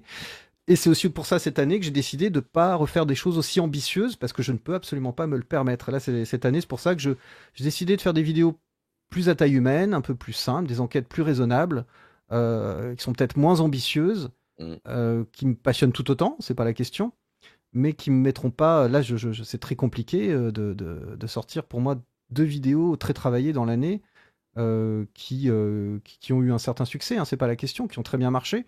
Ouais. Mais bon, voilà. Oui, heureusement, je m'y retrouve. Mais là encore, je dis ça, l'enquête que je vais faire là dans quelques jours, j'ai finalement racheté du matériel et des équipements. Et puis bout à bout, alors je calcule pas, mais bout à bout, voilà, il y a une dépense quand même, quoi que je fasse, c'est obligatoire. Parce que les gens se rendent pas compte. C'est devenu ton métier. Donc forcément, ça veut dire un minimum de salaire Vidéaste, qui te permet au minimum de payer ton loyer, tes charges, etc. On est bien d'accord. Ouais. Donc ça, si tu veux, parce que les gens pensent, ah oui, de toute façon, il doit gagner énormément d'argent, il vit dans un château, un petit peu comme mon ami Francky Vincent que je salue. Enfin voilà, c'est un peu ça, quoi. Mais alors que c'est tout le contraire. Je vais pas me plaindre. Moi, j'ai une chance incroyable de réussir à vivre sans trop savoir non plus de quoi demain sera fait. Hein. C'est-à-dire que moi, j'ai une vie d'artiste, entre guillemets, quoi. C'est-à-dire que je suis pas salarié d'une boîte, je suis pas, voilà, j'ai pas la sécurité de l'emploi. Si une vidéo fonctionne pas, marche pas, n'a pas de succès, je peux me retrouver vraiment dans la merde. Et que là, si je ne réussis, enfin si je ne fais pas de vidéo et si je ne, mais comme tous les gens qui font des vidéos, dans 3, 4 mois, 6 mois, même dans 2 mois, je peux pas payer mon loyer. Alors si Guillaume Durieux n'avait pas été youtubeur dans le paranormal, il Alors aurait excuse-moi, été quoi? voilà justement en disant youtubeur, ça me revient. Je réponds juste après. Tu disais, c'est devenu ton métier. Il faut savoir qu'avant même de commencer chasseur de fantômes, moi j'avais fait plein de choses sur Internet, de la web radio, Internet gaming, une web TV gaming, et avec YouTube, je commençais déjà à gagner ma vie. J'étais déjà vidéaste et je gagnais ma vie avec mes vidéos avant de commencer chasseur de fantômes. Donc ce n'est qu'une continuité. Hein. C'est pas chasseur de fantômes qui m'a permis J'ai pas fait chasseur de fantômes pour gagner ma vie, et c'est pas chasseur de fantômes qui m'a permis de gagner ma vie. Ça a été le cas ensuite, mais voilà, je voulais juste préciser ça.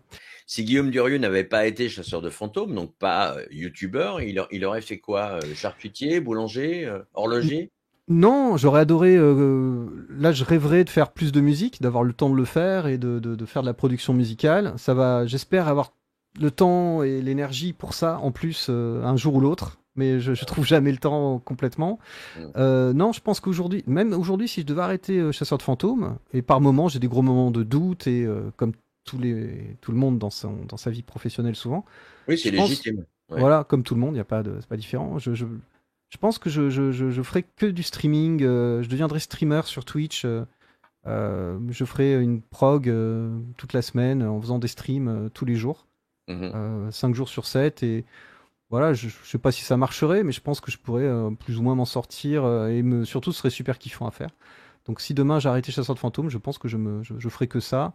Et je pense même que c'est une voie que j'aurais Je me suis souvent dit, si tu n'avais pas fait Chasseur de fantômes, tu serais resté dans le gaming. Il faut savoir que j'étais déjà invité dans des conventions. Pour plein de gens, j'étais, entre guillemets, c'est un peu prétentieux, mais c'est pas grave, une référence dans ce domaine-là, notamment Minecraft. Je pense que j'avais un avenir tout tracé là-dedans. Et puis j'ai décidé de faire autre chose. Ouais. Parfois j'ai des regrets, je me dis, tiens, c'est con, t'aurais peut-être dû, parce que ça me faisait kiffer aussi, t'aurais peut-être dû perdurer là-dedans. Il y a des gens que je côtoyais dans ce milieu-là du gaming à l'époque, qui aujourd'hui ont 1 million, 2 millions d'abonnés. Si ça se trouve, ce serait mon cas. Je serais peut-être à 1 500 000 abonnés en faisant des vidéos gaming et Minecraft, et je serais très heureux comme ça. Mais j'ai fait ce choix d'aller vers le paranormal. C'est vrai qu'à plusieurs reprises. Donc c'était pas, je dis ça parce que, excuse-moi, c'était pas un choix genre je vais me faire du pognon, ça va marcher, ça cartonne. Non, c'était même un choix très déraisonnable que j'ai fait à l'époque, mais j'ai suivi mes envies en fait. Ce qui m'animait, voilà, c'était pas le choix le plus raisonnable. Le plus raisonnable, ça aurait été de rester sur le gaming où je commençais vraiment à avoir du succès et je gagnais ma vie et c'était beaucoup plus tranquille comme univers. C'est vrai qu'à plusieurs moments, tu t'es posé la question, est-ce que j'arrête? Est-ce que je continue? Et pour notre plus grand bonheur, tu as continué. Ah, c'est gentil, merci. Ah non, mais vraiment. Mais voilà. Pour mon bonheur aussi, j'adore ce que je fais. Je vais pas le cacher. J'ai encore des moments difficiles parce que c'est pas toujours évident. Faut quand même voir que en fait, si, il y a quand même un truc qui est pas évident. Faut vraiment avoir en tête quand même, si on réfléchit bien, c'est qu'on passe notre temps. Enfin, on passe pas notre temps parce que je passe ça tout le temps, mais quand je fais une enquête, c'est quand même pour communiquer avec des défunts potentiels. Ouais. C'est pas ce qu'il y a de plus gai. Quand on réfléchit bien, c'est assez morbide, c'est assez sordide. Donc il faut une certaine, faut avoir la tête sur les épaules, il faut une certaine force de caractère que j'avais pas du tout à mes débuts, ce qui explique toutes les dérives de pensée, toutes les dérives psychologiques, tous les mal-être que j'ai vécu les premières années où j'ai fait ça. Grâce à un peu de travail sur moi, beaucoup de réflexion, peut-être le rationalisme aussi, j'ai réussi à me protéger de tout ça. Aujourd'hui, c'est plus simple pour moi de faire ce genre d'enquête et de mieux dormir derrière. À une époque, je faisais une enquête, je perdais le sommeil pendant une semaine, ce qui n'est plus le cas aujourd'hui. Donc, simplement, voilà. C'est pas c'est pas une thématique drôle, c'est pas une thématique fun, c'est pas si rigolo. Donc, parfois j'y pense. Parfois, je me dis, punaise, quand même. Mais je sais pas, il y a quelque chose qui m'attire, qui m'intrigue. C'est plus fort que moi. Donc, il y a le personnage qui est Gus DX. Il y a la personne qui s'appelle Guillaume. Est-ce que Guillaume, il aime... Pardon? C'est la même personne, hein. Oui, mais je veux dire, dans ta vie de tous les jours, ta femme t'appelle pas Gus, on est bien d'accord? Oh, ma sœur m'appelle Gus. Ah oui. Ouais, bah en fait, ça, oui, quand j'étais plus jeune, c'était le pseudo qu'elle m'appelle Gus, ma sœur, par exemple, qu'on voit souvent. Ouais. D'ailleurs, c'est marrant, elle déménage là. Enfin, bon, c'est un truc perso, mais elle déménage, elle habite à côté de chez nous, donc c'est cool. Mais ma sœur m'appelle Gus. Ouais, non, c'était un pseudo qu'on me donnait, donc c'est pas. D'où ça vient d'ailleurs? D'où ça vient ce nom Gus DX? Alors Gus, ça vient de là, hein, du fait que, et puis que dans le jeu vidéo. C'est une contraction parce que Guillaume, Gus, je vois pas. Bah, je sais pas. En fait, je sais pas. Ma sœur m'appelait comme ça. Je crois que c'est vraiment qu'elle au début. Et puis parce que dans les jeux vidéo, au début, il fallait mettre 3 lettres. Pour quand tu scorais sur un jeu, il fallait mettre 3 lettres. Donc j'ai mis. Il y en a 4. Il y en a 5 même maintenant. Mais j'ai mis Gus. Et oui, parce que ça. Alors au début, c'était avec un seul S. Puis après, j'en ai mis 2. Et le DX vient de mon nom de famille qui est Durieux. J'ai pris le D et le X. Le D du début, le X de la fin. Ça vient de là. Voilà. C'était mon pseudo de gamer en fait. GRP Caraïbes. Plus de 60% des gens qui regardent notre chaîne ne sont pas abonnés et vont manquer nos émissions futures. Abonne-toi maintenant à la chaîne pour profiter des notifications. GRP Caraïbes. Donc là, Guillaume, toi qui as suivi un peu l'émission, on va passer au portrait chinois. Tu sais ce que c'est le portrait chinois? J'ai vu que tu faisais ça, ouais, et je trouve ça super marrant.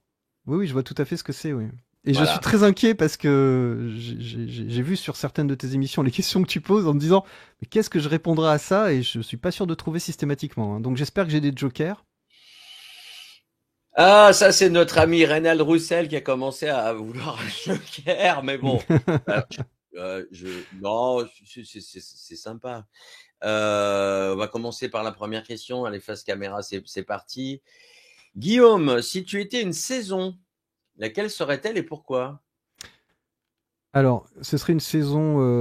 Alors, je serais pas en France parce que nous, on a 4 saisons. Ouais. J'espère pas dire de bêtises, mais pour avoir vécu notamment en Guyane, une partie, enfin, un peu, Ouais. je sais qu'on en a que 2. Exact. Voilà, ça doit être c'est peut-être pareil chez toi? Ouais, totalement. Saison des pluies et l'autre, je sais plus comment on C'est l'appelle. la saison sèche, saison Saison humide. sèche. Ouais. Je serais bien une saison sèche, tu vois. Je Ah suis ouais. plus, ouais, je pense, j'aime bien pouvoir porter des bermudas, des t-shirts. Mm. Et après, le problème qu'on a nous en France maintenant, c'est qu'il commence à faire de plus en plus chaud. On a vécu un été très difficile l'année dernière, là où j'habite, avec des sécheresses terribles et des feux partout. C'est la première année depuis que je vis ici, depuis des années, qu'on a des odeurs de fumée, de la fumée qui arrive chez nous et ça t'empêche de dormir correctement. Enfin, il y a eu vraiment des feux terribles dans ma région, ce qui n'était pas fréquent avant, pas aussi fréquent. Et donc je sais pas où on va avec ça, mais voilà, je suis plus chaleur que froid. Et encore, je dis ça, je sais pas. Mm. C'est vrai que faire tourner des clims pour pas avoir trop chaud non plus, c'est pas génial. Mais je serais plutôt une saison de vacances chaude, voilà. D'accord. Si tu étais une œuvre d'art, laquelle serait-elle et pourquoi? Waouh. Alors une œuvre d'art. Ça peut être un tableau, ça peut être une statue, ça peut Ouais, ouais, être ouais, ouais. Justement, alors je cherche quelque chose de spontanément. mythique. J'irai sur de la musique. Allez, la première musique qui m'a fait chialer. Ouais. J'étais gamin, je devais avoir 7 ou 8 ans, peut-être plus jeune, je sais plus. J'étais chez mes grands-parents et ma grand-mère avait toute une collection de vinyles de musique classique et elle met un vinyle dans sur sa chaîne hi-fi avec les enceintes. Et moi, je suis dans la chambre que j'occupais quand j'allais en vacances là-bas.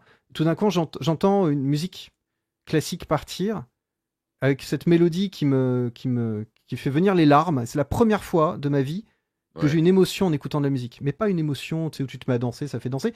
Mm. C'est parce que c'est rythmé et tout. Non, une émotion Et pourtant, la musique n'était pas une musique triste, hein. C'était du Tchaïkovski. Le lac des cygnes? Non, pas du tout. C'est des violons qui partent. Et Ok. ça m'a fait pleurer. Et je suis allé voir ma grand-mère en larmes en lui disant: mais grand-mère, qu'est-ce qui m'arrive? Je comprenais pas. La musique me fait pleurer. Mm. Rien de t'en parler, j'ai des frissons. Mm. Ça m'a troublé, tu vois, que quelque chose d'invisible que je ne fais qu'entendre me génère en moi une émotion. C'était assez fou. Voilà, donc ce serait ce morceau dont c'est du Tchaïkovski, c'est la pathétique de Tchaïkovski, quelque chose comme ça. Voilà. Mhm. Si tu étais un animal, quel serait-il et pourquoi?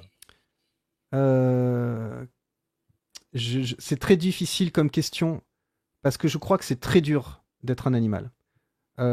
C'est vraiment pas j'aimerais pas être un animal. Je vais être sincère, je vais t'expliquer pourquoi. Parce que aujourd'hui, être un Ça peut être un animal. animal mythique, Guillaume. Ça peut être un phénix Ah, parce que tu renais de tes cendres. Ça peut être, je sais pas, un pourquoi animal. pas? Ça me va très bien le phénix pour le coup. Mais je veux quand même parler des animaux. J'ai Ouais. une vie, on dit souvent oui, les humains, ils sont horribles, ils sont durs. Moi, je trouve quand même que la vie animale. Moi, par exemple, j'ai des poules. J'ai un poulailler Mm. avec des poules. Et les poules, c'est mignon, c'est gentil. Mais alors, qu'est-ce que c'est vache entre elles? Le Mm. monde des poules. Non, c'est marrant qu'on parle de ça. Ouais. Non, mais le monde des poules est dur. Et en fait, le monde animal est très dur. Et donc, Mm. quand on dit quel animal tu voudrais être, je sais pas, c'est vraiment extrêmement dur de survivre en tant qu'animal. C'est sûr qu'on se dit, être un panda, ça doit être rigolo, manger du bambou, se rouler par terre, ça doit être marrant. Non, voilà, et il faut savoir que le panda est une espèce en voie de disparition, donc voilà, en plus on maltraite beaucoup les animaux, je trouve, donc c'est compliqué d'être un animal. Mais effectivement, un phénix qui renaît de ses cendres, c'est très sympa. Bon, en plus, je te l'ai soufflé. Oui, puis ça me correspond bien, je crois. Ouais, t'as pas tort. C'est un peu l'histoire de ma vie d'ailleurs, de manière générale, pour plein de raisons depuis que je suis né. D'accord. Si tu étais un plat gastronomique, lequel serait-il et pourquoi? Et me sers pas comme tout le monde. Ah bah oui, chez moi c'est le cassoulet. Hein. Non, je plaisante. Non, non, t'as parlé de gastronomie. Donc, Oui, pour moi, quand c'est gastronomique, on est un cran au-dessus. exact. Alors, avec mon épouse, on aime bien. On se fait des petits restos de temps en temps. Mhm. Et comme tout le monde, des restos généralement très. Enfin, pas excessivement chers et des choses. Comment dire, où on peut. Je sais pas comment expliquer. Enfin, voilà. Ça peut être une cafette, un Burger King, comme. comme, je sais pas moi, un bistrot Régent, des choses comme ça. Et puis parfois, de temps en temps, on se fait un petit plaisir au-dessus. Ouais. C'est-à-dire qu'on va dans des restos pas excessivement chers, mais où tu manges un peu mieux. Et moi j'ai eu des surprises. On se rend pas compte à quel point aller dans un resto où tu as un cuisinier qui fait des trucs, des recettes incroyables, peut être complètement dingue en termes d'émotion gustative. On est encore dans l'émotion, mais c'est ça. Donc, il m'est arrivé avec mon épouse d'aller manger dans un endroit où on se regarde, tu goûtes un truc que tu n'as jamais mangé, qui est ultra bon et qui te surprend parce que tu ne pensais pas. Moi, ce qui me surprend, c'est de te dire, à l'âge que j'ai, 50 ans que je suis sur Terre, j'arrive encore à m'étonner de ce que j'ai dans la bouche. Et ça, je trouve ça génial. Donc, j'aurais pas un plat à te donner, mais je conseille au moins aux gens, une fois, d'oser, quitte à ce que ça coûte un peu plus cher. Nous, on le fait pas souvent, hein. Ça nous arrivait peut-être 2 ou 3 fois ces 10 dernières années, mais d'aller dans un resto où vraiment tu as de la cuisine gastronomique et où tu vas être scotché par ce que tu as dans la bouche. Après, il y a des choses très simples qui sont très bonnes, c'est pas la question. Mais ce côté, oser aller vers l'inconnu et découvrir des saveurs, c'est juste extraordinaire. Bon, donc si tu étais un plat gastronomique, tu as répondu quand même à la question, mais J'ai pas vraiment répondu, mais parce que t'as contourné le truc. Non, mais c'est que j'ai pas un plat que je préfère parmi. Ah non, je t'ai pas demandé c'est quelque chose que tu préférais. Si tu devais être une dame blanche. Ah oui, Pour c'est une rester glace. dans le thème. Ouais, pourquoi? Oui, voilà, ok. Un dessert, une dame blanche. Si tu étais, alors c'est marrant que tu parles de planète parce que justement j'allais te poser la question, si tu étais une planète dans un système solaire, laquelle serait-elle et pourquoi? J'ai parlé de planète. Oui. Possible. Laquelle? À l'instant, t'as dit oui justement sur cette planète, la Terre, ça fait. Ah oui, ça c'est vrai, t'as raison. Je rebondis. C'est vrai, ouais, je m'écoute même pas parler. Pourtant, je m'entends dans mon casque. Oui, bah la planète Mars. Pourquoi? Parce que je suis du mois de mars. Toi aussi, oui, on est voisins. Hein. T'es Mars aussi? Ah ben moi je suis du 11 et toi tu es du 12 ou du 13, comme ça. Je suis du 10 mars. Du 10. Voilà, toi, on se suit. Ouais. Deux poissons. Ouais. D'ailleurs, pour revenir sur l'animal, je serais plutôt un animal aquatique, je pense. Et donc, quand même. Et bah, la planète Mars, c'est une planète qui me plaît, qui m'inspire des choses. Voilà, elle me. Voilà, et je crois qu'on projette d'aller envahir dans quelques années, je crois. Il y a des projets d'envahissement humain sur Mars. Mesdames, messieurs, c'était le portrait chinois de Gus DX. Je m'en suis mieux sorti que ce que je pensais, je crois. En me faufilant un peu à travers les questions. Comme une anguille, comme un poisson. C'est ça. Quels sont les... Comment tu te vois dans 10 ans, Guillaume? Alors, moi, je viens d'avoir 50 ans et avec tout ce qui va avec, c'est-à-dire la presbytie, les apnées du sommeil. Là, il me tombe plein de trucs nouveaux pour moi. Alors, c'est par que chance, du bonheur, oui. Voilà. On y est tous pareil. Ouais. C'est ça. Et donc, c'est là que tu te dis, bah, au final, on n'est pas jeune éternellement quand même. Ouais. Et que je ne sais pas du tout comment dans 10 ans je me verrai. J'espère réussir à apporter, à faire vivre des bons moments aux gens, déjà. J'espère faire vivre J'espère que dans 10 ans, enfin, je ne sais pas comment je serai, mais je sais ce que j'espère. J'espère que dans 10 ans, mes enfants seront autonomes, qu'ils auront la capacité de mener leur vie, qu'ils n'auront plus besoin de moi. Et j'espère dans 10 ans pouvoir rendre heureuse mon épouse. Et grâce à ça, je serai heureux aussi. Et dans 10 ans, comment je me vois? C'est très compliqué comme question. J'espère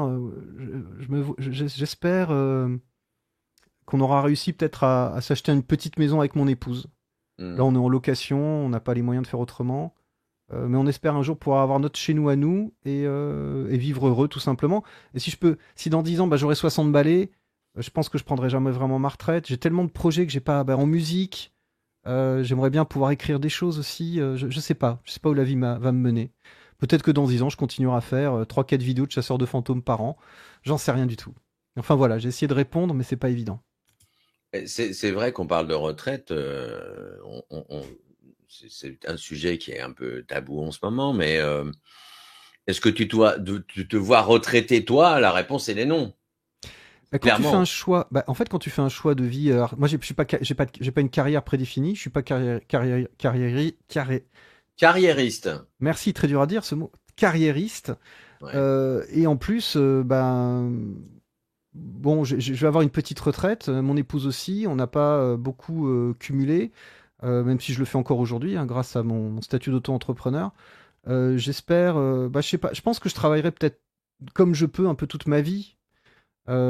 Puis peut-être que par chance, mes vidéos et mon travail continuera de me rémunérer un petit peu, ce qui me permettra d'avoir une fin de vie à peu près convenable. Mais non, voilà, je me vois pas vraiment à la retraite. Je pense que je suis pas du genre à.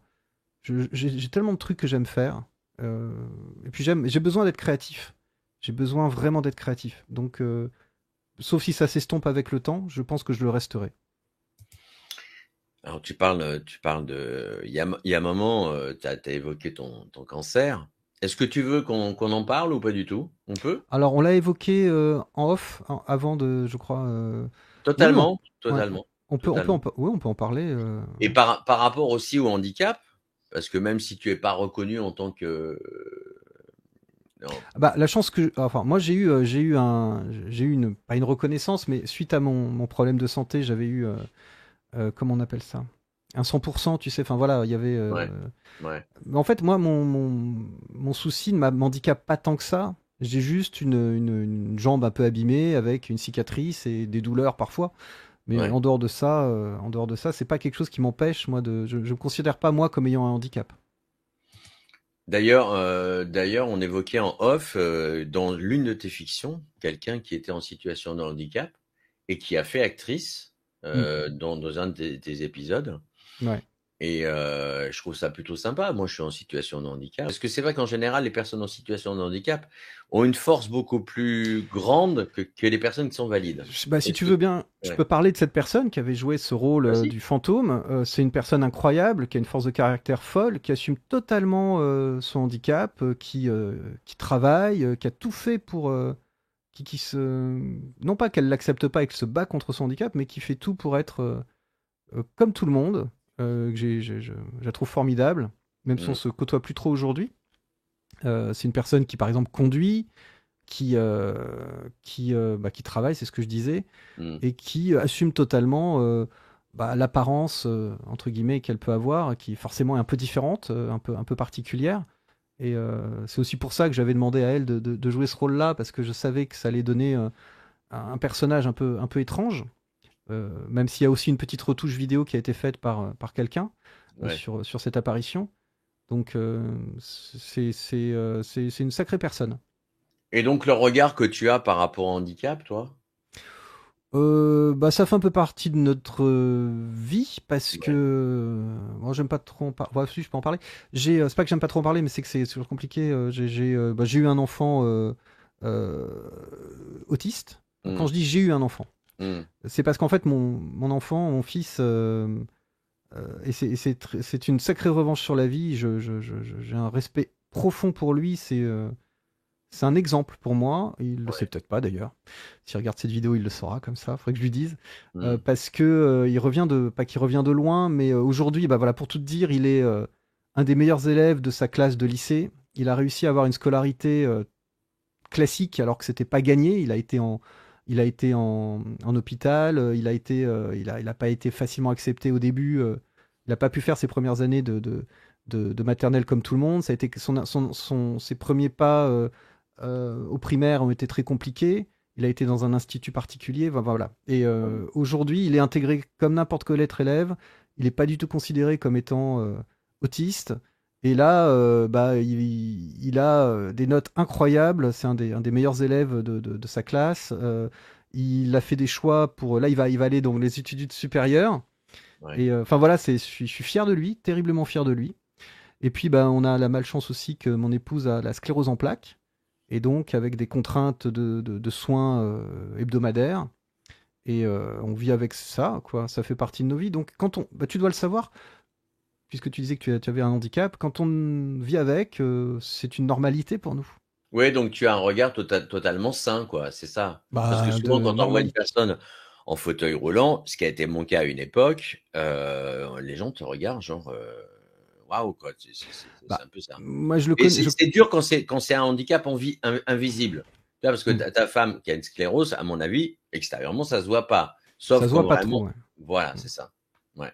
Moi, je connais un petit peu ça par rapport à ma jambe. J'ai une cicatrice qui est vraiment pas, qui est très visible. Donc, dès que je suis à la plage en maillot de bain, et alors moi, j'ai mis des années avant d'accepter déjà moi ma jambe telle qu'elle est et Ouais. d'accepter Encore, de l'accepter de la montrer. Mais même à des proches, des amis, de la famille, Ouais. il me fallait. Et encore un peu aujourd'hui, je ne peux pas mettre de short. Je mets toujours des bermudas un peu longs si je veux mettre un pantalon plus court pour cacher un peu ma jambe. Si on part en ville ou si on part dans des magasins, je vais mettre un pantalon. Et c'est vrai qu'à la plage, pendant des années, je masquais comme je pouvais pour pas montrer ma cicatrice parce que dès qu'on la voit, les gens regardent. Oh là là, qu'est-ce qu'il a le monsieur? Et les enfants surtout, souvent. C'est un regard. Voilà. Maintenant, je m'en fous. Donc maintenant, j'ai vraiment réussi à travailler là-dessus. Donc je comprends tout à fait le regard que les gens peuvent avoir. Enfin, ce qu'on peut ressentir quand on est handicapé, pour l'avoir un peu vécu. Quels sont les lieux et les endroits où tu t'es fait des plus grosses frayeurs? Quels sont vraiment ouais, et puis même les endroits qui t'ont fait kiffer, les souvenirs de Gus DX? Moi, tous les endroits, surtout au début, me faisaient peur parce que j'étais très impressionnable et encore aujourd'hui, toujours très sujet au conditionnement, à ce que le lieu peut me suggérer, un lieu On le voit bien dans glauque. La Dame Blanche d'ailleurs, ouais. C'est un travail que j'ai fait là-dessus complètement. C'était aussi montrer, faire la démonstration aux gens qu'on est extrêmement conditionné par plein de paramètres qui nous font penser qu'on peut être entouré de fantômes. Mais pour répondre à ta question, je crois que ma deuxième enquête a été la plus traumatisante, moins aujourd'hui. Je m'en suis bien remis, c'est lointain, et j'ai un recul et un regard un peu différent aujourd'hui sur tout ça. Mais ma dernière enquête a été assez difficile, m'a vraiment mis mal à l'aise. J'ai eu vraiment des moments de mal-être très profond. Et en termes de lieux qui m'ont fait kiffer, le château de Vos est un lieu qui me faisait rêver depuis des années. J'ai eu le bonheur de pouvoir y aller. Et encore aujourd'hui, c'est un lieu qui m'a beaucoup touché, qui est très, très touchant, très marquant. Mais il n'y a pas un lieu plus qu'un autre qui m'a. Voilà, chaque lieu a son histoire, chaque lieu a son intérêt. Et là, celui dans lequel je vais faire ma prochaine enquête est aussi très intéressant. Il y a quelque chose de particulier dans cet endroit, enfin, moi que je ressens. J'espère réussir à faire ressentir aux gens à travers ma vidéo. J'aurais du mal à te répondre en fait. Je sais pas, moi je pensais éventuellement à Tanaïs, j'aurais Oui, pensé... c'est ça. Non, mais c'est ça. Quand je disais ma deuxième enquête, donc c'était ce lieu-là, voilà, qui est pour moi un des lieux emblématiques pour plein de raisons particulières. Dans la saison 2, il y a l'épisode 4 qui s'appelle La maison habitée aussi. Oui, aussi. Ah oui, voilà. Aussi. Ouais. Oui, tout à fait. Il y a des oui, je me suis fait peur souvent dans plein d'endroits. De toute façon, je crois qu'à partir du moment où tu es tout seul dans un endroit et que tu te mets en mode, dans ce mode, ce filtre un peu du paranormal, tu rentres dans un truc un peu irrationnel, mais qui peut pas te laisser toujours. Enfin, tu peux pas être indemne mentalement, psychologiquement, émotionnellement. Je sais pas comment expliquer ça. Alors, c'est ça qui est pénible, c'est que je suis toujours là. Comme je vais être en enquête dans peu de temps et que j'y pense, je sais que je suis mentalement, tu te prépares, je pense. Je me prépare, je suis focus sur ce lieu, en sachant évidemment que je sais pas du tout ce que je vais y vivre et comment ça va se passer et comment je vais l'appréhender. Mais je sais pas, mais je sais d'avance que je vais avoir des émotions qui sont forcément un peu biaisées, quoi. C'est là où je voulais en venir. Mais pour revenir, oui, sur les lieux, si je dois te répondre pour les lieux, pour moi, sont emblématiques en termes de frissons et de choses mais même au-delà, effectivement, moi, c'est quand même Tanaïs qui aura marqué mon existence, mais sur plein de points et des points dont je ne peux malheureusement pas parler, ou que je révélerai peut-être un jour. D'accord. Le château de Fougeray, par exemple. Ouais, alors Château de Fougeray, je pense que c'est un lieu qui est vraiment intéressant. Il y a le château de Fougeray, Véronique, il y a du pour et du contre. Moi, c'est pas la question. Moi, je pense vraiment que c'est un lieu très intéressant pour faire des enquêtes paranormales. Je suis convaincu. C'est là que moi j'ai enregistré des voix. Enfin, je pense que c'est des voix. Je vois pas ce que ça peut être d'autres qui sont. C'était pas le seul. Le Grand JD aussi. Moi, tu vois, on parlait de droit d'entrée. Ce qui me dérange, c'est que Fougeray, faut payer. Mais faut payer pour plein d'endroits. J'en parlais tout à l'heure. Vos, il fallait payer. Vos, ça m'a coûté 850 € pour y séjourner 5 jours, pour y séjourner 6 jours. Ouais. Il y a d'autres lieux où j'ai été avant, où soit parce qu'on me le demande, je paye, soit parce que je propose quand même une somme, parce que il y a une association derrière, ou je sais pas, moi, le château de Bonrepos-Riquet à côté de Toulouse, là, l'épisode Dorothée, je crois que j'ai payé 200 €. Le château Michel de Montaigne, j'ai payé 500 €. Il y a plein d'endroits où tu payes, et c'est très légitime, puisque finalement, derrière, il y a toujours une asso, il y a une structure, et que c'est une espèce de droit d'accès. C'est très fréquent. Alors, c'est pour ça aussi que parfois, ça peut être intéressant de faire des lieux plutôt à l'abandon où t'as pas ce droit à payer, mais tu payes pas forcément pour faire une enquête paranormale, mais tu payes pour avoir accès. L'épisode que j'ai fait sur la Ouija, qui est plus un épisode un peu hors série, je crois que j'ai payé 500 € pour louer l'endroit, pour louer la pièce pour l'après-midi. C'est comme ça. Il y a un lieu qui pour moi est emblématique parce que tu n'es pas le seul à l'avoir fait. Je pense à mon ami David, le paranormal du 24. Tu as fait l'ancienne carrière, qui est un endroit qui a été visité. D'ailleurs, mon ami Hervé de la boutique FAP l'a fait aussi. T'as dû avoir peur quand même à cet endroit-là. Alors moi j'ai fait une carrière. Je sais pas s'ils ont fait la même. Je pense pas. Si, c'est exactement la même. Ah d'accord, ok, c'est possible. Alors parce que des carrières en France et puis dans ma région, il y en a beaucoup. Il y en a un peu partout. C'est même des endroits devenus dangereux parce qu'en fait, il y a beaucoup de vignes souvent dessus et il y a un risque d'effondrement. Et ça arrive parfois tout d'un coup, le sol s'effondre et en fait dessous, t'as un trou qui donne sur la carrière. Oui, ça a été très difficile. Et je pense que c'est ce qui m'a joué des tours. C'est très oppressant. Moi, je suis allé là-dedans tout seul. Et ça. Il y a un moment où les gens se rendent pas compte en fait. Ouais. Ah non, c'était très dur. C'est là, il fallait vraiment que je prenne sur moi. Mais j'avais envie de le faire. C'est toujours alors c'est certes pour le côté enquête, pour le côté, mais aussi pour ce dépassement de soi. J'ai besoin de ça, je crois, ce sentiment de réussir à aller un peu plus loin que ce que c'est complètement con d'aller tout seul dans une. Sans on réfléchit bien. Enfin, il n'y a aucun intérêt logique et rationnel à vouloir aller tout seul dans un lieu glauque ou sordide ou une carrière. Même dangereuse, tu vois. C'est très irresponsable au final même. Mais voilà, c'est vraiment pas non plus ce qu'il y a de plus dangereux, de plus risqué. Je pense que c'est peut-être plus risqué. Est-ce que c'est pas aussi risqué de se balader tout seul dans une grande ville de nuit je sais pas. Mais il y a d'autres métiers beaucoup plus risqués, beaucoup plus dangereux. Mais voilà, en tout cas, moi, c'est mes petits moments de frisson aussi dans ces moments-là, quoi. Est-ce que tu te considères comme un urbexeur? Non, pas vraiment, non. Même si, non, je dirais que j'ai fait j'ai pas fait tant de lieux abandonnés que ça. Là récemment, par rapport à ce que je voulais faire sur ma future enquête, j'ai visité 2 lieux abandonnés, dont un qui va faire l'objet finalement de ma prochaine enquête. Ouais. Mais non, je me considère pas comme un urbexeur. Parce que c'est vrai que malheureusement, dans les urbexeurs, il y en a beaucoup qui sont décédés parce qu'ils n'ont pas respecté peut-être les trucs de sécurité, je sais pas. Mais... Alors j'essaye, à titre personnel, j'essaye toujours d'être prudent. Jusqu'à présent, le seul endroit où je me suis fait mal, c'est la tour Moncade. Oui, la fameuse tour Moncade. Voilà, où à cause de ma jambe, j'avais gravi. Je me souviens que j'avais gravi la tour toute la journée pour faire des plans. Et donc t'as, je sais plus combien de marches. Oui, c'est énorme. Et ma jambe, enfin c'est pas non plus peut-être si fou que ça, mais pour moi c'était beaucoup. Et j'avais tellement mal à la jambe le soir, quand j'ai commencé mon enquête, je me suis dit merde, je ne vais même pas pouvoir monter. Et je suis dégoûté parce que j'ai même pas pu faire des plans. La tour, on peut monter jusqu'en haut et se retrouver vraiment à l'extérieur, en haut de la tour. Et je me suis dit qu'il y avait des choses à faire incroyables de nuit, mais j'ai pas pu y aller. Ma jambe ne me supportait plus, j'avais très très très mal, j'arrivais même pas à... Monter les escaliers était une horreur. Donc c'est le seul endroit. Mais en dehors de ça, voilà, pour revenir à ce que tu me disais, oui, il y a des gens qui qui prennent des risques. Moi, je pense que c'est relativement mesuré. Il y a une enquête aussi où j'ai failli me prendre des tuiles, ou une tuile, je sais pas, une tuile, et un moment aussi où le plafond s'est effondré derrière moi, ou au-dessus de moi, et puis plus tard derrière, enfin à l'étage d'en dessous.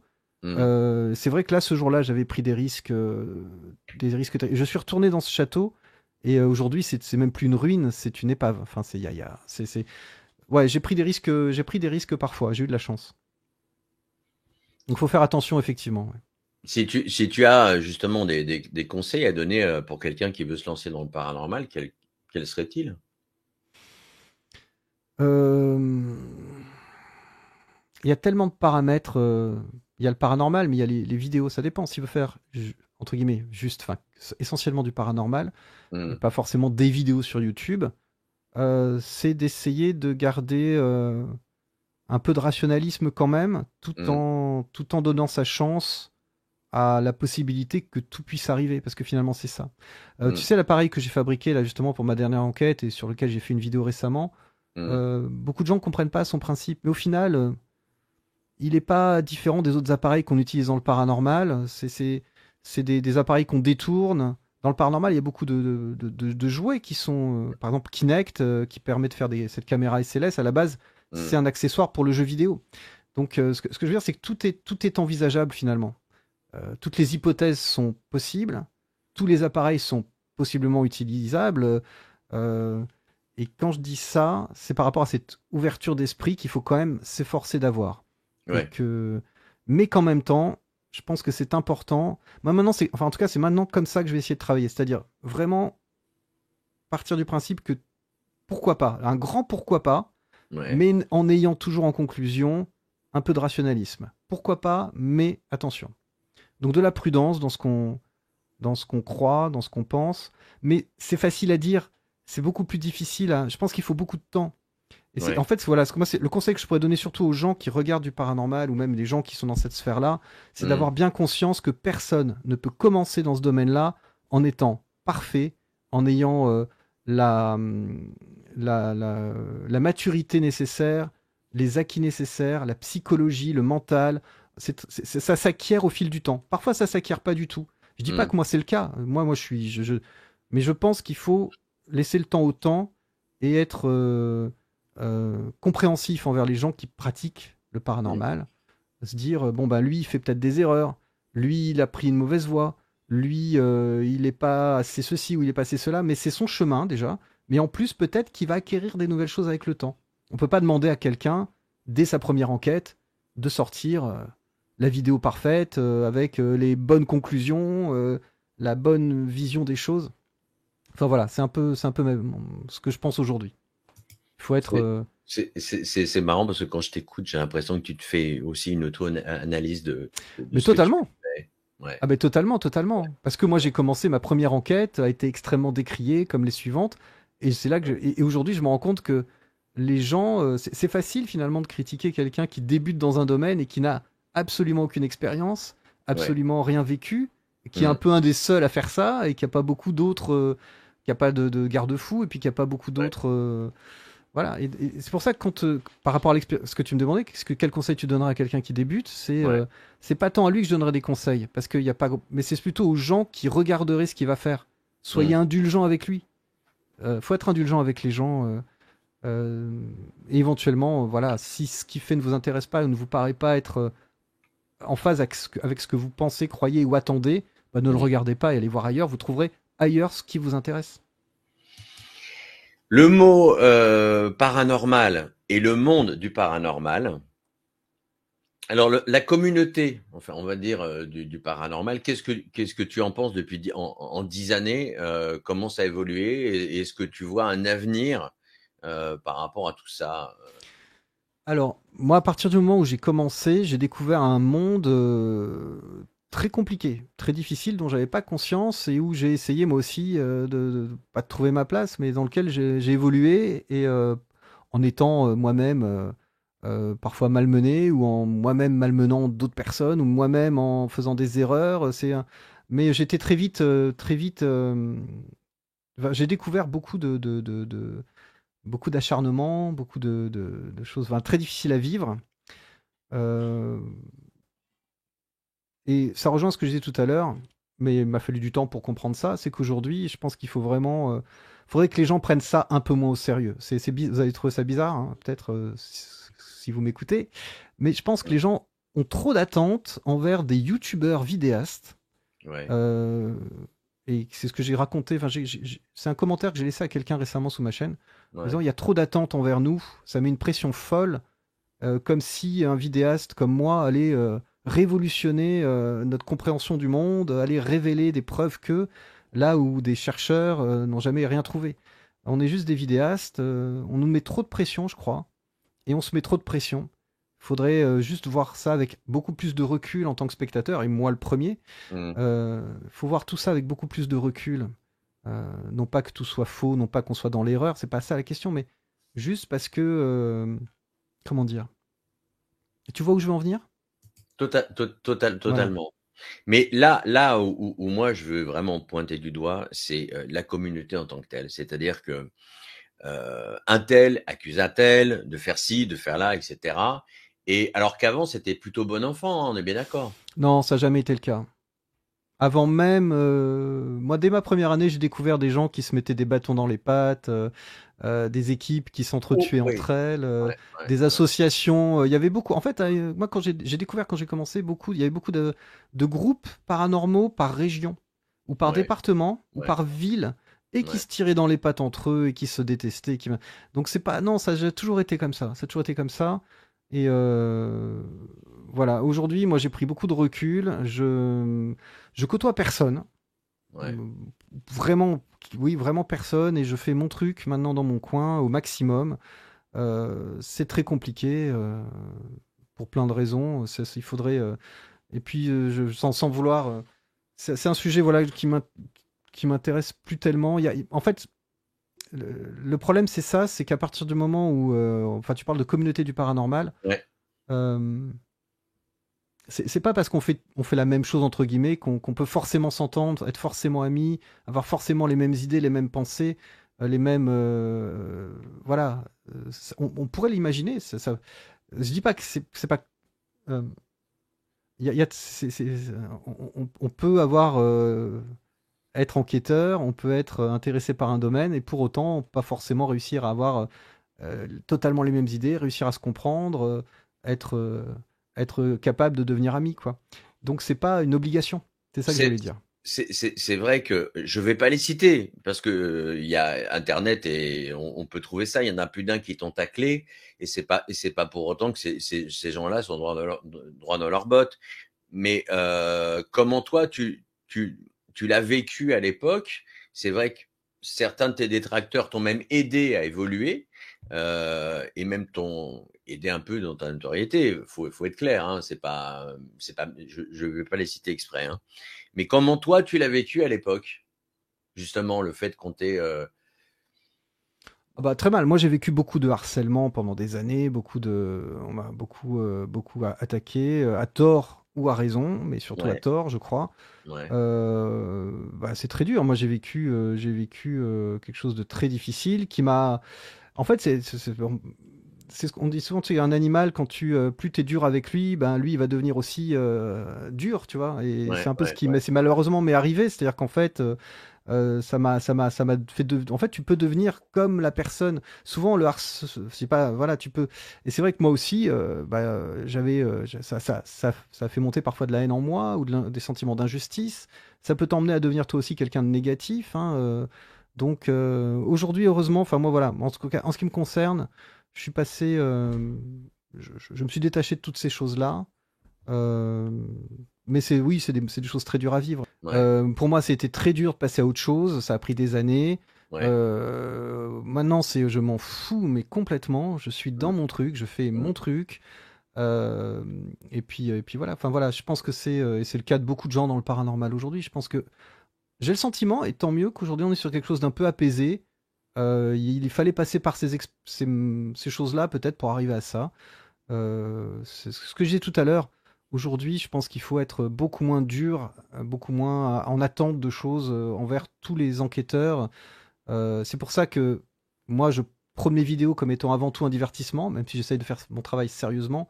Avant tout comme un divertissement, parce que sinon, c'est pas possible, quoi. Il faut vraiment le voir avec beaucoup de détachement. Regarder des vidéos de paranormal, d'enquête ou de chasseurs de fantômes, c'est vraiment quelque chose qu'il faut prendre avec beaucoup de recul. J'ai du mal à répondre à ta question. Non, tu as très bien répondu, Guillaume. Parce qu'en plus, je suis tellement passé à autre chose maintenant que j'ai l'impression que en rediscutant de ça, je pourrais replonger dans d'anciens travers ou d'anciennes choses que j'ai plus envie de réveiller, tu vois. Donc voilà. Non, je pense que perso, hein, et encore, c'est pas du cirage de pompe. Je trouve que t'as bien mûri, t'as bien évolué, et ça fait vraiment plaisir. Et puis alors, c'est pas une façade, hein, c'est pas des mots pour poser des mots, c'est vraiment, Oui. c'est vraiment, voilà, c'est comme ça. C'est aujourd'hui, je suis dans cette dynamique-là qui est vraiment. En plus, je regarde très peu ce que font d'autres enquêteurs, donc en soi, voilà. Tu es un peu comme un ovni. Il y a des fois, on t'attend pas là où on voudrait te trouver, et c'est très bien, justement.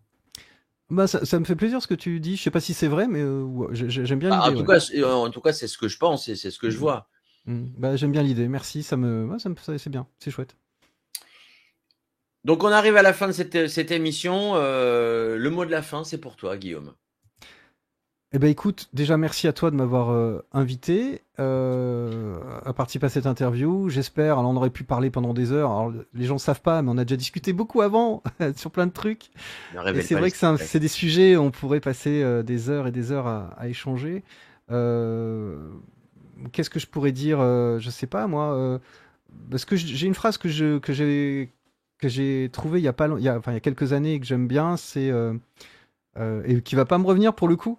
C'est garder l'esprit critique, c'est-à-dire en gros, voilà, essayer de rester un peu les pieds sur terre, mais nous continuer un peu de rêver. Voilà, c'est ce que j'essaie en tout cas d'apporter aux gens et de vivre moi-même. Donc c'est garder un peu de rationalisme, mais toujours rester un peu ouvert comme ça et tenter des choses, espérer qu'on soit pas. Voilà, j'aime bien me questionner sur l'étrange, le mystère, et m'imaginer qu'il y a des choses possibles. Donc garder cet état d'esprit. Il y a une phrase qui est connue qui est les pieds sur terre, la tête dans les étoiles. Voilà. C'est un petit peu le mot de la fin que j'aimerais partager aux gens. Merci Guillaume, tu restes avec moi hors antenne. Ouais. Et puisque nous on enregistre dans les conditions du direct, on se retrouve le mois prochain. C'est parti, générique. 11 Mars Média présente, en partenariat avec la boutique FAP, GRP Caraïbes. Une émission présentée par Bernie Villemain. Un mois, un invité, une expérience.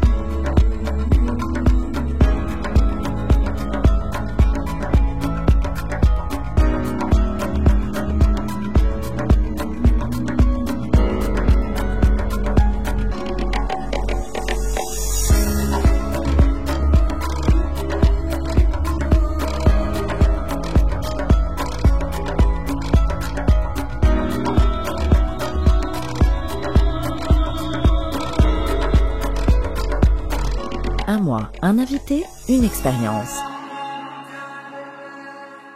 Groupe de recherche paranormale Caraïbes.